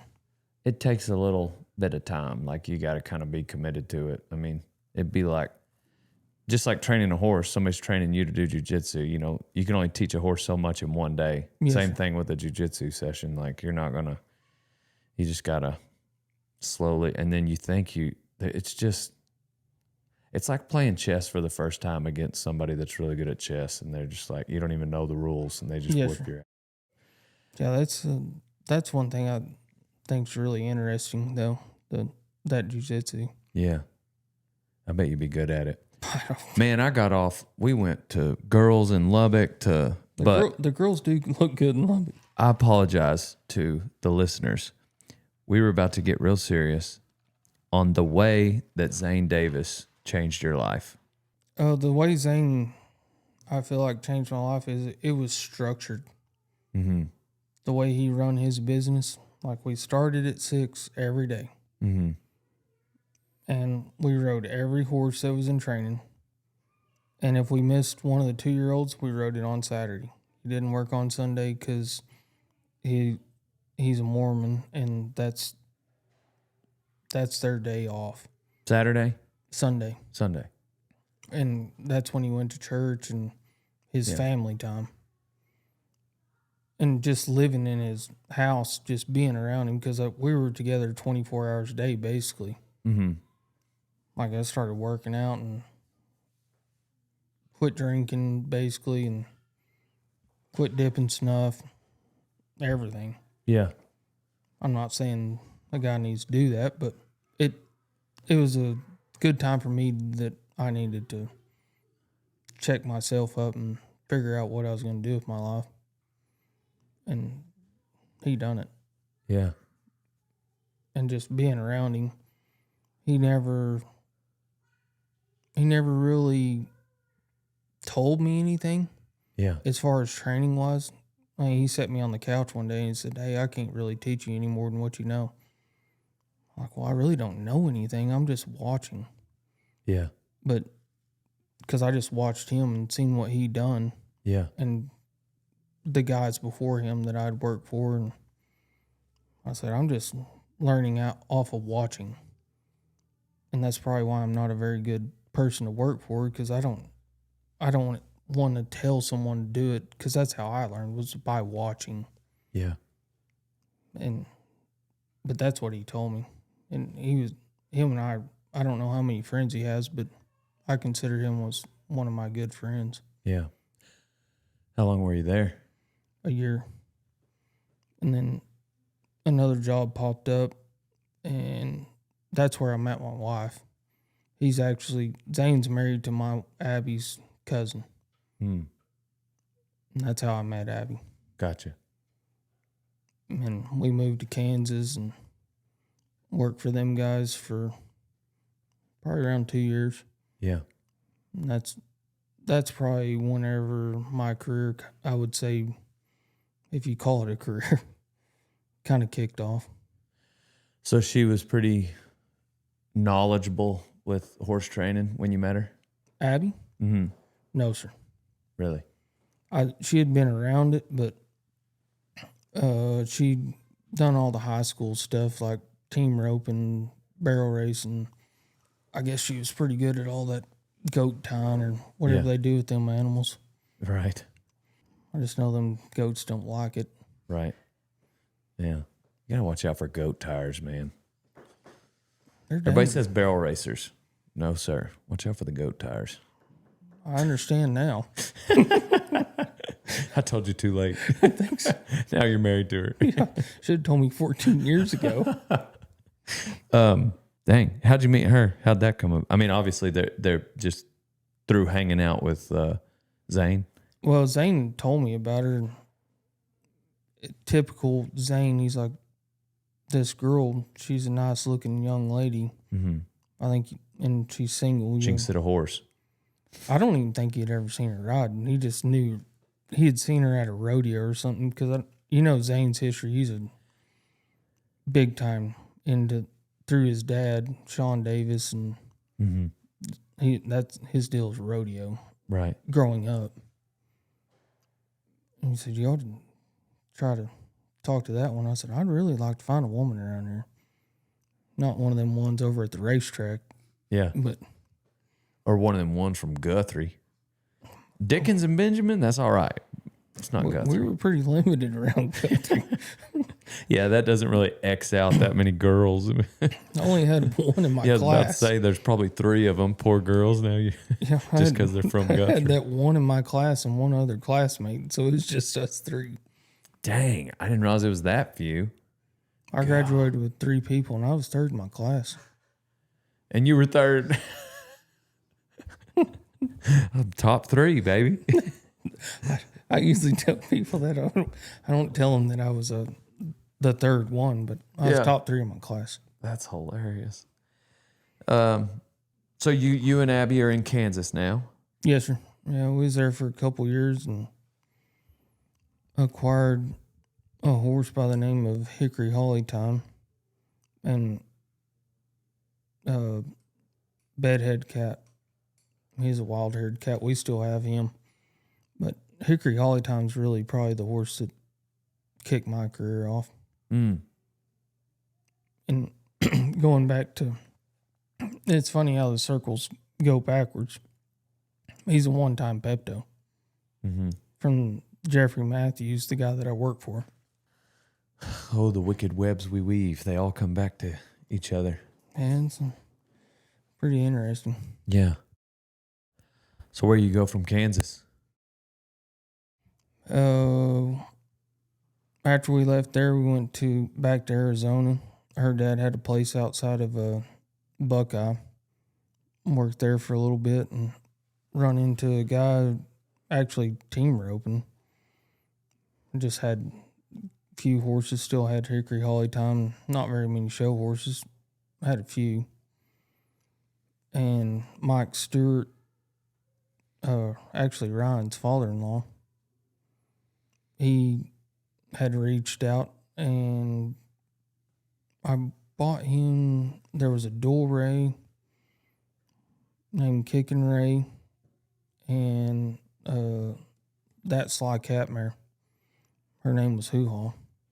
That's a pretty good one, isn't it? Yeah. That's funny. And didn't have much success on them 2 horses, and then Mike kept investing in me, and we bought this horse called Dulls Lucky Charm, which ended up winning the futurity on him. Mm-hmm. We gave $20,000 for him. Yeah. I mean to me, I was scared to give that much money. Yeah. What year was that? So that'd have been 14. Yeah. I guess he'd have been 2 then. So now you're kind of as one horse trainer, like now you got a partner in the business. Well, yes, sir. Mike invested in me and Well, bought. I meant Abby. Oh, yes, sir. Yeah, we wasn't married. Well, I guess we got married 2013, so we was married then whenever we moved to Arizona. Yeah. But she was still just a non-pro, or just starting to learn how to.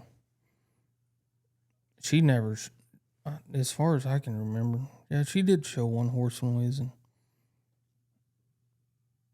Yeah, she did. I She guess had I just started out.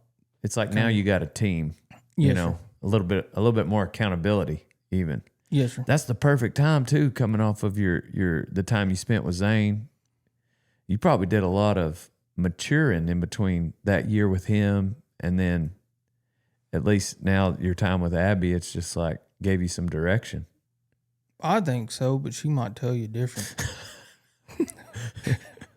And you're just telling her like, no, you should have seen me before I was at Zane's. Like you should have seen me 5 years ago.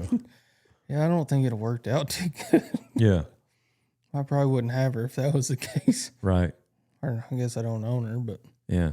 Yeah. She owns I me. mean, that's kind of how, that's just the way, just check it off. yeah, yeah, that's kind of, However it works. yeah, that's how it works though. So wink, wink. Cool, man. At some point, I'm waiting for this story to circle back to Texas. Oh, it does. So you're in Arizona. And we met a guy, and it was through the roping because we went to a bunch of jackpots around there, like going to Wickenburg and downtown arena down there and Tayo stuff. And he had a kid that roped really good, and he wanted to do the high school rodeo deal. Well, there wasn't nobody in the area. He wanted to do the high school rodeo cow horse stuff. Mm-hmm. And there wasn't anybody in the area, and he started coming riding with us. His name's Braden. And then they hooked us up with another guy. And I went to work for him full time up in Oregon. Mm. So we moved from Arizona back north, close to her home state. Yeah. We lived up there for a couple years, and he actually ended up buying Hickory Holly Time Yeah. and then moved back to Arizona. Yeah. He bought a place down there. And then things kind of rolled around, and met Taylor through the Run for the Million deal. Well, I actually met him through another situation, but he said, I always liked you. You got to know him with the Run for a Million. I got to know him before they started doing Yellowstone Mm-hmm. at some people's place that were trying to sponsor him. I never even heard of it. Yeah. The TV show. Mm-hmm. And I kind of helped him out on a situation, and he never forgot it. Dang. And he reached out to me. We always stayed in contact, and he bought that crazy horse and said, hey, I'm going to build a place for you. Yeah. I'm like, really? And he dang sure did. Yeah. Yeah, I know the way y'all work together is unique, and but I could see that, like him like hanging on to that, remembering that. I'm sure he gets annoyed at me every time I'm around him. I want to talk about Sicario. It's an awesome movie. Sicario? Sicario. Yeah, he wrote it. Is that the one Mexico one? Yep. That one is good. Yeah, there's 2 of them. Crazy. And then the way he describes that border scene, he's like, yeah, that's how Delta operators would handle drug dealers, because there's no competition. You know, a freaking tier 1 operator is not going to have a hard time with a thug off the streets. And that's how that should go, right? All right, that's what we're going to talk about the rest of the podcast. We're going to break down Sicario scenes. one by one. That's what I'm going to do if I have Taylor Sheridan on here. I thought you already did. No, that's Rogan. A lot of people get me and Joe Rogan mixed up. Well, y'all look similar. Yeah, he went on Rogan. Same Yeah. hairstyle. So we're both on carnivore diet, jacked. But yeah, they didn't even talk about the 4.6s. That's what I texted Taylor. You didn't listen to his podcast on Rogan? I honestly don't listen to him. Dadgummit. Well, anyways, yeah, he talked for like 2.5 hours, and they didn't even bring up the 4.6s. I was like, dang, that'd be pretty interesting. They talked about all those movies. I think they talk about Sicario too. Can't remember. Rogan, I actually have. I got to take my word back. I have listened to some of his. He's pretty interesting. Did you listen to my episode with him? Sir? Did you listen to my episode with him? Actually, I did. He did. That's awesome. Was that a golf clap? Yeah, it was a golf clap. Keep it down over there, Ty. Yeah. But what's it like? How would you describe Taylor? What's cool about being around him? How would I describe Taylor? Mm-hmm. Everything that he's ever told me, he's done. Yeah. And I know he's a busy man, but I feel like he has a lot of ethics. Mm-hmm. And as long as you're not doing him anything wrong, like I know him on a personal level. I mean, I consider him a friend. Right. And anybody that talks bad about him, like I'm there to bat. Yeah. Because everything that he's ever told me, he's done. That's cool. And I feel like he's a very good human. Yeah. And a good person that people don't really understand because they see all the media of BS but as a down to earth human as you'll ever see, I know he has to protect himself because he's all famous and that stuff, but yeah. But he is a great person. That's the same vibe I get. I've only been around him a handful of times, and it was mainly just him telling me how big of a fan of my work he was. You know, my videos, how he watches all of them. You forgot to wear your big buckle. Oh, dang, my buckle. I did. I was going to wear it. But no, I can find negative in anything, and I can't say anything bad about that guy. That's a good way to put it. That's cool. Because I'm pretty good at that. But honestly, I feel like if I called him, kind of like some of my other friends, no matter what the situation was, he'd be there to do what he could. That's a neat testament to someone's character if they have a cowpuncher that, you know, honors their handshake and will stand up for him like that. You know what I mean? Well, Like that's how he is. Like it's for me, like the outside looking in, if I didn't also know him personally, it'd be like that'd be a check mark. Be like, oh, I bet he's a pretty good dude because this other cowpuncher holds him up. You know what I mean? That'd be a good. What would Addy call it? A vibe check. That's a good vibe check. Do they pass the cowpuncher vibe check? Then they're probably a good dude. That's how he rolls though. Like, how long you been around there? I think we moved from Arizona 2020. Oh, a few years then. You've been there 5 years. Well, I was at Clint Allen's. Clint let us move in there for a little bit until got everything built. That's how recent that place been getting built then. Yes, well, the arena that I work out of. Gotcha. The one main, that he said was the main arena, like where you came and mm-hmm. done the video with that stud, the main one. Mm-hmm. That thing's been there forever. Okay. But the big arena down below it, I bet it was finished in 21, somewhere in there. The one that you kind of helped design. Yes, sir. Gotcha. What about that stud that I came and filmed there? Style? That's what made my wife famous. Really? That's the one she qualified on for the Run for the Million. Yeah. Y'all still got him? Oh, yeah. Yes, sir. Yeah, he's a great horse. Yeah. He's pretty. He's probably one of the best horses I've ever swung a leg over. He made for a good thumbnail on that video. What'd you do to your thumbnail? No, no, I mean on my YouTube video. Oh. That's the picture that you choose to represent the video is called a thumbnail. Oh, yes, sir. And we put a picture of me standing next to him whenever I did that. I did a $1 versus $1 million horse. And I think we put him down as like a $500,000. And if I remember correctly.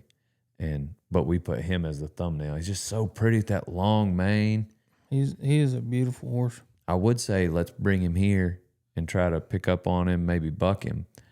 But the only downside to that would be we got some tail chewers. That's fine. I want to roach it. But the old lady ain't having none of that. Yeah. Golly, such a pretty mane. This is a stout little horse. Is that your favorite horse that you have swung a leg over? As far as most talented, Mm-hmm. I haven't got to show him very much. I mean, she shows him most of the time. She keeps him a little close to the chest. Yes, sir. Yeah. Yeah, pretty tight. Yeah. But as far as most talented horse and from what he went through, I mean, he was awesome as a younger horse, and he went through some things, and being that old whenever we got him and transferring into what he is now, Mm-hmm. not saying anything about us, Yeah. but just his mental, like how he thinks and trainability, being that old of a stud. That's why I say I feel like he's probably one of the best horses I ever rode. Dang. What's his offspring been like?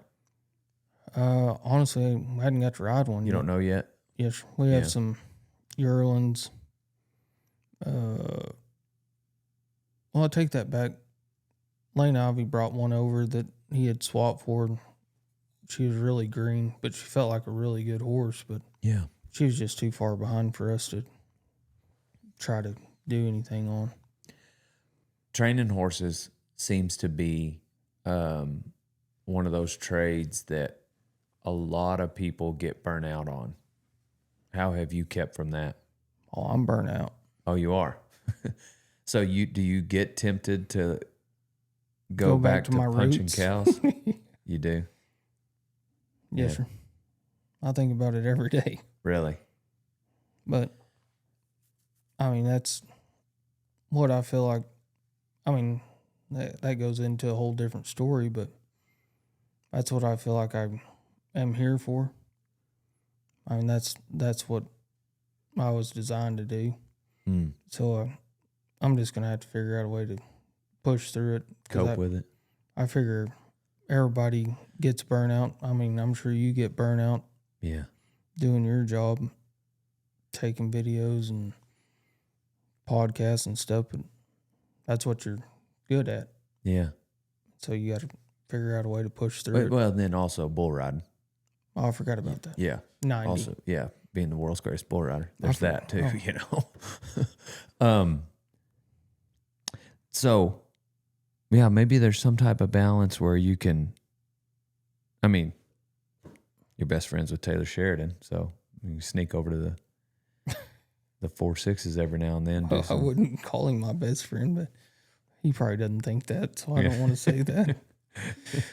Oh yeah, that's what I've done the last couple of years is sneak off and probably stay a little bit longer than what I should and go help some of my friends and go back and get outside. I honestly get more burnout about the people aspect of it, is what I would say, than the horse training aspect. Having to deal with customers. Not so much the customers, just the crooked stuff that goes on. Yeah. And that's probably something we shouldn't go into, but instead of being like we was saying with Taylor, like shaking your hand, this is how it's going to be, like there's always somebody looking to. Yeah. No, I see what you mean. We definitely don't need to like name names, but there's those kind of people in every industry. And so, I mean, I don't think that's, yeah. Having to, when you have to cross paths with people like that, no matter what industry you're in, it's not enjoyable. Yes, sir. So I can respect that. The Well, horse. I'm sure you have to deal with it too. Yeah. You know,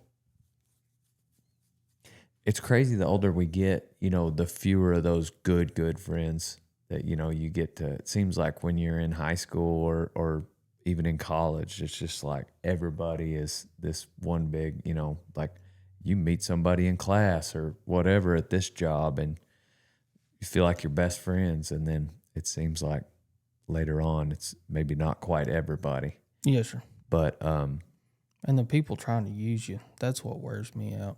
Yeah. For your name, or that's probably more where I'm going with that as far as the people. Yeah. Like, oh, you're successful in this. I'm trying to use you to get to somewhere. Mm-hmm. And especially with Taylor involved, like people are always trying that move. Yeah. Like, no, sorry, I don't know him. Dang, that is a good point too.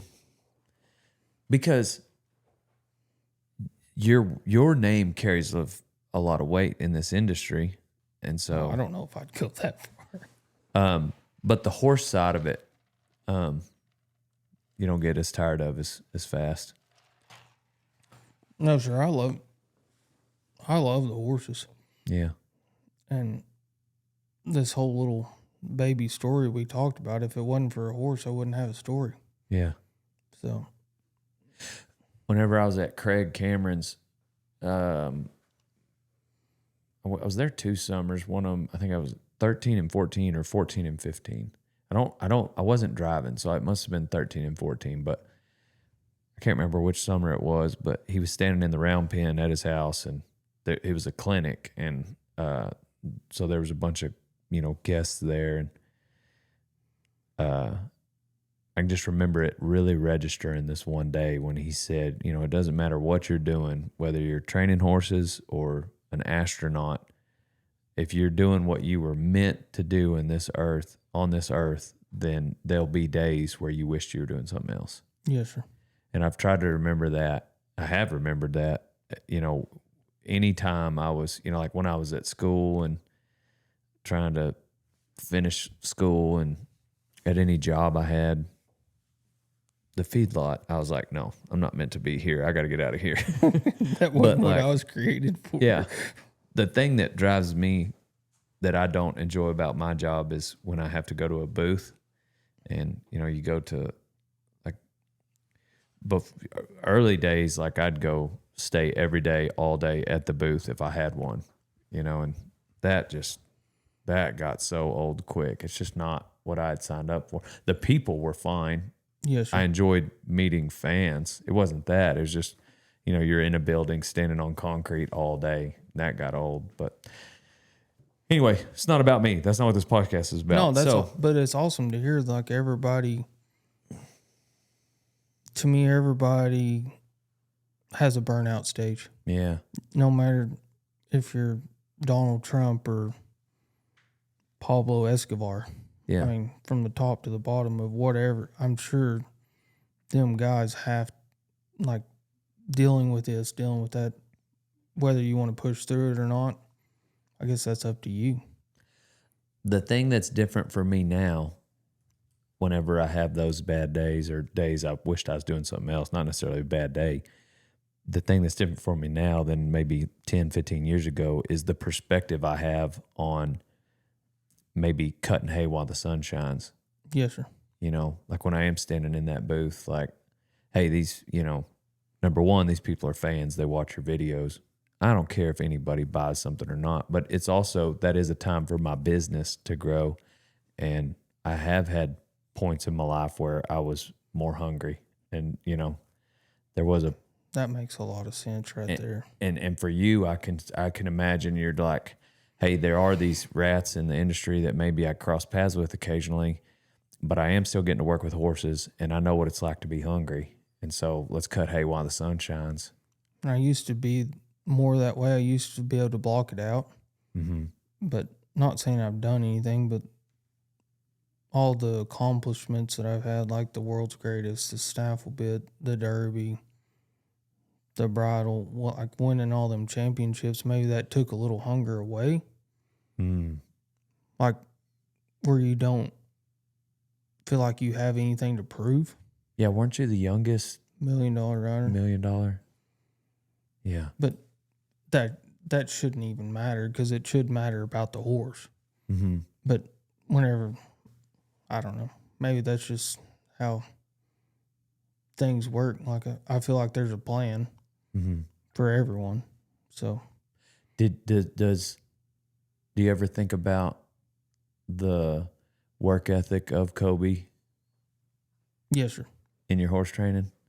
Well, I used to all the time. That's how I I could was. see that. But like, I mean, I'll be the first to admit I don't work at it like I did 10 years ago. When you felt like you had something to prove. Yes, sir. Yeah, I mean, I'll be the first one to admit that. But maybe that's not such a bad thing. You know, maybe your goals are different now. Well, yeah. I mean, my goals now is even going to a horse show. Like I'd be 100% honest. I don't just enjoy going to a horse show. Right. I mean, I love competing, but I don't just wake up in the morning wondering when's the next horse show I can go to. Like, I don't feel that. But when I go to a horse show, to me, every day, if I can make someone laugh or smile, that's goal achieved. Maybe you're cut out for YouTube. I don't think so. We can join forces. You can be in content. Yeah. But I bet there's... If I can make someone happy, for sure. make someone's day better. Yes, sir. Even when mine's bad, that's kind of what I try to keep in my head. I bet there's still stuff in your day-to-day, though, that are non-negotiables when it comes to, like, the way you're going to ride a horse, for instance. Or, like, maybe you're not trying to prove yourself at a horse show as much as you were 10 years ago, but you're still doing something, right? Well, I mean, honestly, I'm trying to prove it to myself now that I can still do it with not having as much success as I've had in the past because I've had a little lull here. Yeah. If I can, Justin Wright, he's one of my best friends, and him and I was talking about it last night, like, and he's won everything too. Just making yourself feel like you know what you're doing. Yeah. Instead of second guessing yourself. Like whenever we were younger, we didn't even think we were doing what we were made to do. Yeah. Instead now, like you are second guessing everything, probably just like you riding a bull. Yeah. Like you didn't second guess it when you were 90. Right. So I don't know. That's just kind of situation. How do you like what is a mentality? What is your approach in terms of like your work ethic and how you, whenever you're riding those horses each day? Because I can see how it'd be easy to just go through the motions with training a horse. But with a Kobe mentality, do you look at a session with a particular horse on any given day a certain way? To me, I try to think about the horse.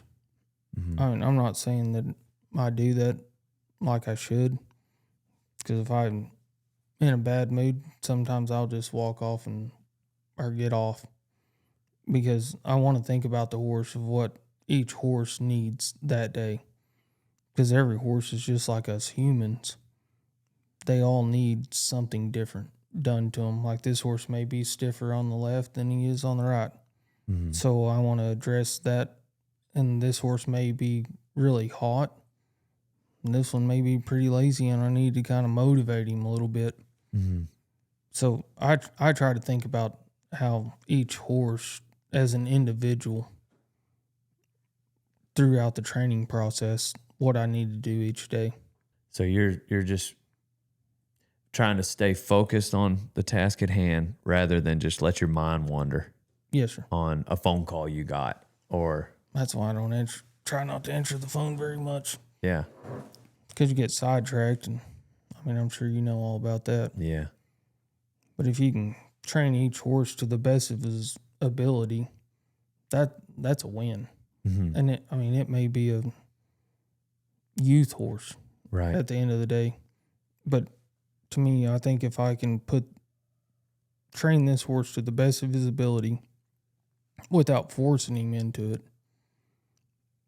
at the end of the day, whenever he's 12, 13, 14, 15 years old, at the end of his career, he's still a great horse.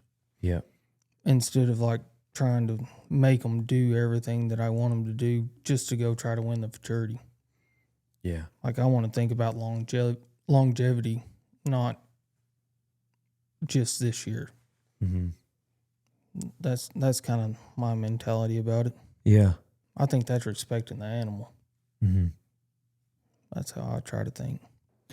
What about the client side of things?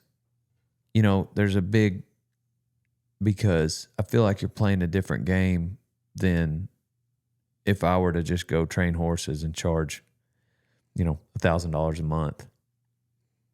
Like, what is it that took you from, you know, just X amount a month to becoming, you know, having a client that, for instance, played for the Dallas Mavericks? So you're saying like what? There's a gap there between what I would charge for. Whenever I was, and obviously the talent level is different, and but like when I was charging $700 to what we charge now. correct. What would you attribute the growth to? Success. Yeah, your success as a showman.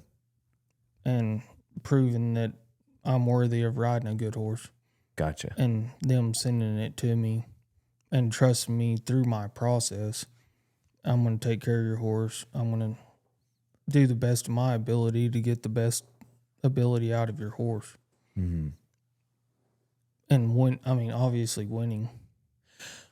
So your desire to win the snaffle bit, to be the youngest that got to 1 million, to be the world's greatest, that played a hand in those accomplishments, help play a hand in even, for instance, what you're going to charge somebody to ride a horse.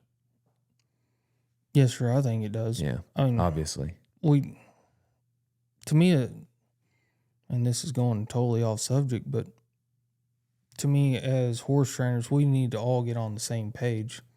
Like, I can't have Dell over here charging $700 a month, which he's very capable of doing the same thing that I'm doing.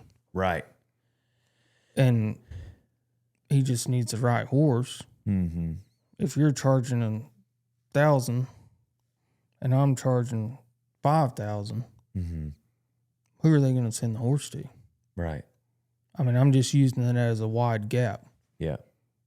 Like, I think we all need to be on the same board. Like, hey, we're all charging $3,500 a month. I just threw that out there. Yep. Because you know how much a pickup costs? Yeah. You know how much one of them bloomers costs that we pull? You know how much fuel costs, tires cost, brushes cost? Yeah. We absorb a bunch of that. So, Well, and I think, I mean, you're right. Same thing sometimes happens whenever I fought bulls for a little bit, and that same mentality was kind of among bullfighters.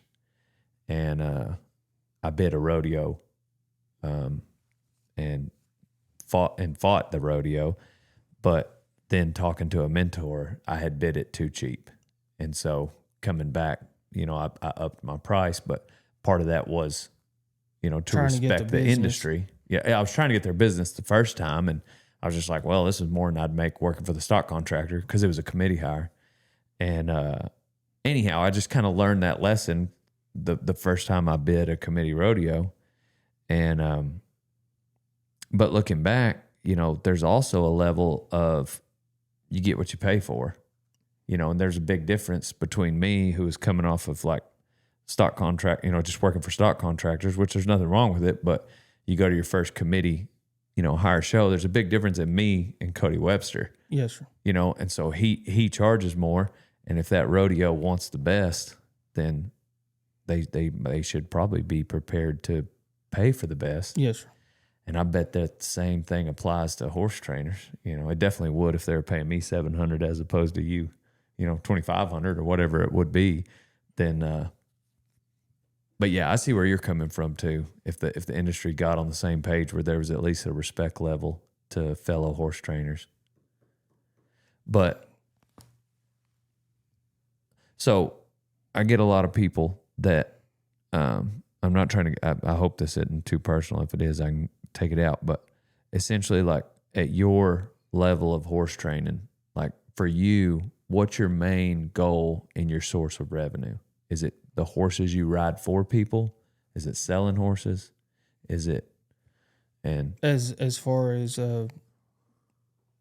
like what's your how do we make the most correct? money? Yeah, or just how you make your living. Pretty much, I'm asking how much do you make after taxes? If you could write it down. I'm just kidding. You have to call my accountant. Yeah, no, but it's, I get what I you're get a saying. lot of people wanting to looking for this industry, you know, looking to get into the industry, and Well, it's a tough deal. is it mainly like a client that has you riding their horse monthly, or No, is sir. it? Gotcha. As far as I don't know what anybody else. This is just me speaking for myself and our business. We don't make no money training horses. Mm-hmm. We make money by winning and selling. Gotcha. We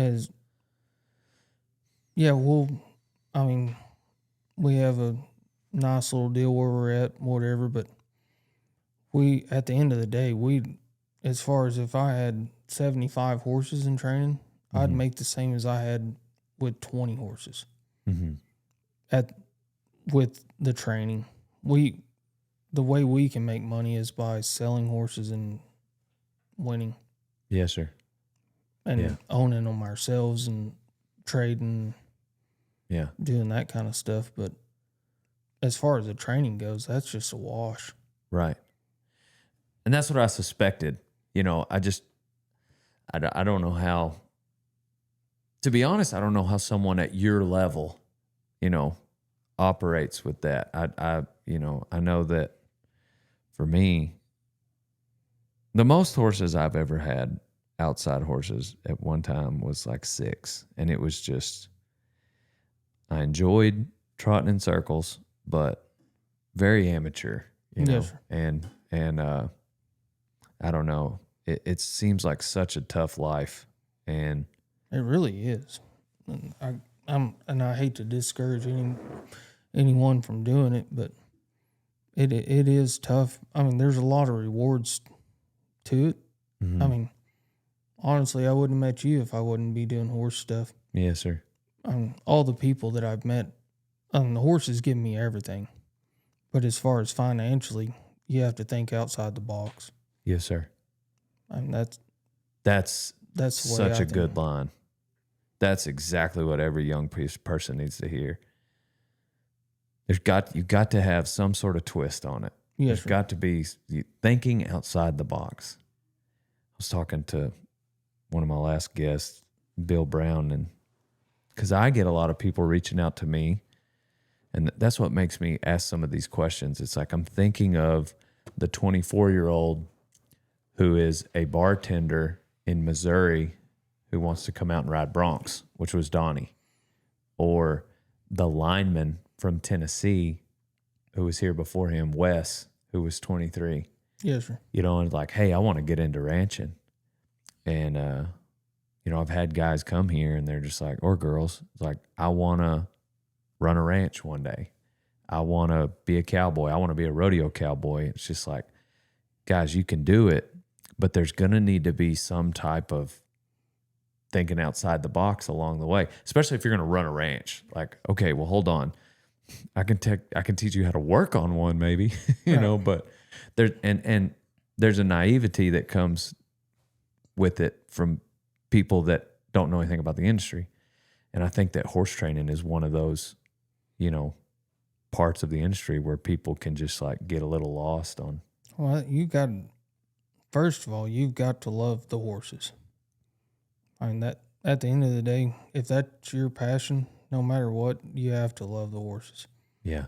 and all the other stuff will kind of play itself into wherever it needs to play. But if someone's thinking about going and training horses, like they better know that they're dedicated to them, because they're animals. They can't take care of themselves. Mm-hmm. Just like with us, you may get a call from someone whenever you're gone, and horse is colic, and you got to figure it all out. You're still dedicated to that horse, because I'm more dedicated to the horse than I am the client, and I shouldn't probably say that on air, but I care more about that horse, something happened to that horse, than that person that owns it. Yeah. But that's just the way I think. Yeah. Yeah. There's this, I love that thought process. The moment you take possession of an animal, you have a certain responsibility to it. I feel like it's mine. Right. Yeah. Whether you own it or you don't, which is what you're saying, Yes. the ones that you don't own. Yeah. I was kind of thinking the ones you did own, but you're taking it one step further. Like once they're on your property, They're then mine. that's yours. And yeah. Yeah. Last night I had a horse. I got it from Kai's dad. Oh, Lek? Yeah, Lek. Big gray horse. I don't know if you're familiar with it, but No, sir. come from Matadors. And kid horse. Silly gentle. Super gentle. All the like beginner interns never ridden. And but can't pick up his feet. Can't. You're not going to shoe him. Not going to trim him. Let them rocks trim it. Lex said, trot him down the highway. If you got to trim him, like he ain't going to stand for it unless you knock him out. And which then he's not standing, he's knocked out. But anyway, so last night he kind of made a pickup horse. So he's a good kid horse and gentle, can jerk a big stout dude, can jerk a bull in the trailer, like will not stop if he's pulling a bull. And then I was like, I need to see if I can pick up on him. And sure enough, he kind of wrestled some broncs around, little slow, but shoot, cut him off at the corner, you know? And I got this one he went to the NFR, old horse, and he's super easy to pick up, except he'll kick every now and then. And had one of my interns picking up on him and doing great, and just pitched the rein to him, and the broncs on the right, and kicked between his legs on his way out the outgate, and kicked that big vein on the left side. And it's just like pss, pss, pss, with a little bit of blood. And so I switched horses and they hydroed it. Well, picked up another bronc and it wasn't stopping. Matter of fact, it got worse. And the horse is acting fine. But anyway, it ended up being an ordeal. But I had to wrap it. And he don't like people touching his dang legs. And Brewster Goon was over here helping, picking up. And he was like, here, let me get down there. I was like, no. And he was like, oh, whatever. And I said, this horse will kick. And so sure enough, I reached down there and he tries to kick me. So we had to twitch him, but we got it done. Then we met the vet at 10 o'clock at the Salt Creek. Dr. Keelan at Salt Creek Vet. Thank you so much for texting me or allowing me to text about my emergencies late at night. But yeah, it kind of kicked in last night that I'm responsible for this animal. It was I guess it was a little easier and not quite as noble since it's mine. But yeah, I got that. It was a wild night. Another kid broke his back. It was his second bronc. Take that back about what I said about me wanting to get on one. Yeah. Them days are gone. Yeah, it was a wild evening. It's going to make for a really good vlog if you like rodeo time. But anyways, we went on another tangent about myself, and that was not my intention. But to be honest, I'm still like, last night was so crazy. It was a crazy 2 hours. But so what's next for you? Oh, I guess we're heading to Vegas. Yeah, Run for a Million. Yes, sir. You excited about that? No, sir. Because you got to be in Vegas, or? Oh, because I didn't get qualified. Oh. Missed it by half point twice. So that's why you're not. You're just going out there. I'm gonna be Dusty and my wife's a brush person. Yeah. Clean their stalls, and Dusty called me and asked me to help him get tuned up, but I was busy. So you sent him over to So the I house? sent him over to your Thanks. No, he's doing really good. That Isn't horse that- looked good. Isn't that crazy how good that horse is? That is a good horse. He Man, is a cool horse. Yeah, if you need me, I'll be down there cleaning stalls for them. And how would someone like him fare swapping over to your world? somebody like Dusty, Mm-hmm. oh, if he wanted to, for sure. Oh, He'd be right in there amongst them. 100%. Yeah. Like, I can name a bunch of them guys that could do it if they wanted to. Yeah. Dusty, Kai. Dale Brisby. Not Ryan.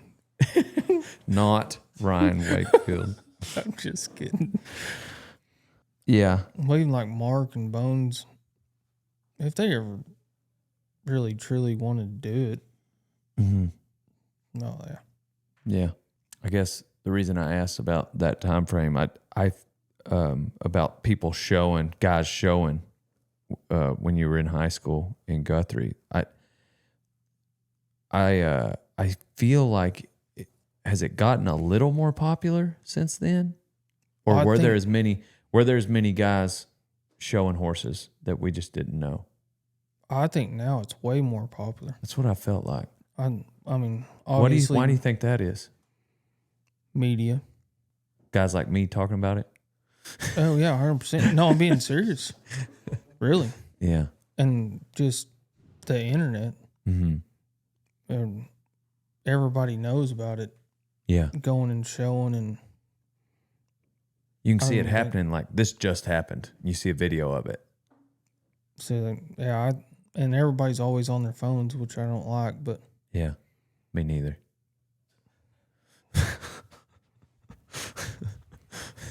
I usually try to throw mine every once in a while just to make Yeah. sure it doesn't work. I don't even know where mine is right now. No, I'm just kidding. It's right here. I honestly, I would credit it to the internet, Man, easy access. people have slowed down saying that this way of life is dying, you know.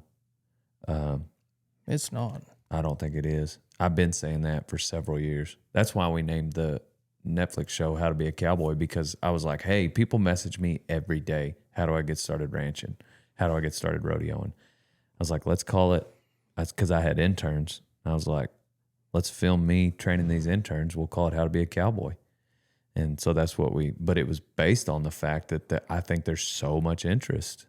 And then I would put the growth and explosion in the industry, I would put the reason for it, number one being Dale Brisby, and then number two, Taylor, I guess. Could be right behind me. Yeah. And that's what I Yellowstone. was just fixing to say, because even people you see on the internet that I don't like so much that I look at, them people overseas, even them people in China or everywhere, everybody's wearing a hat now. Yeah. And you used to never see that. Man, I think I was in college. I went to France for a rodeo, like a little Wild West show. Got on a handful of broncs, a couple of bulls. And it was just kind of a neat opportunity to... Anyway, these people, this freaking stadium full of people went bananas over us being in cowboy hats. Huge warehouse right next to it that we went into. Hundreds and hundreds of people line dancing to 90s country music. It was wild. I believe it. It was so wild. But like there's just this huge interest that is out there. Yeah, you could, to me, from the first season he done just to now, even going back to California, like I said, this last month, you see people that you would never expect. I mean, I'm sure they got their hat out of Allsup's, but wearing hats on the street, and that's what I think, because they made cowboy cool again. Yeah. Like used to John Wayne, us growing up. That's like, I want to be John Wayne. Right. Yeah, we didn't really have a choice with our upbringings. But I don't know. Did we miss anything? I don't know either. I skipped some spots. Another question from the audience was, how's it feel being a trophy husband? And it's the question was followed by, tell him this is not from Ryan Wakefield. Could I get that question again? Could you rephrase the question? Can you use it in a sentence? I normally wrap these up. This has, by the way, man, I've been looking forward to this podcast. We've been trying to line this up for like a year, I feel like. Sure. But and your story is so interesting. I have really enjoyed this conversation. I don't think it's very interesting. I do. Like, it's crazy. There was a lot of twists and turns in there that I didn't see coming. But we normally wrap up with life advice. I don't know if you had a one-liner or this whole thing's kind of life advice. Something from Kobe. Just something that's stuck with you. Something you remember every now and then. I guess it would be something you might be going to tell a young aspiring horse trainer, cowboy. Just be you. And always reach for the stars, I guess. Yeah. That's God give us 2 ears and 1 mouth. Yeah. Use them ears. Yeah. And don't ever second guess yourself. So. Yeah. What was that other question? I got an answer for it. What's it like being a trophy husband? Great. There you go, Ryan. Yeah. Yeah, he told me a few other things to ask, but I'll wait till the cameras are off for that. I'll answer them. Yeah. Yeah, my advice would be get in front of them to turn them and behind them to drive them. Please shut the gate on your way out. So Point your hat towards stock. yeah, keep your hat. And it's folded like this to keep it pointed towards the cattle. Yeah.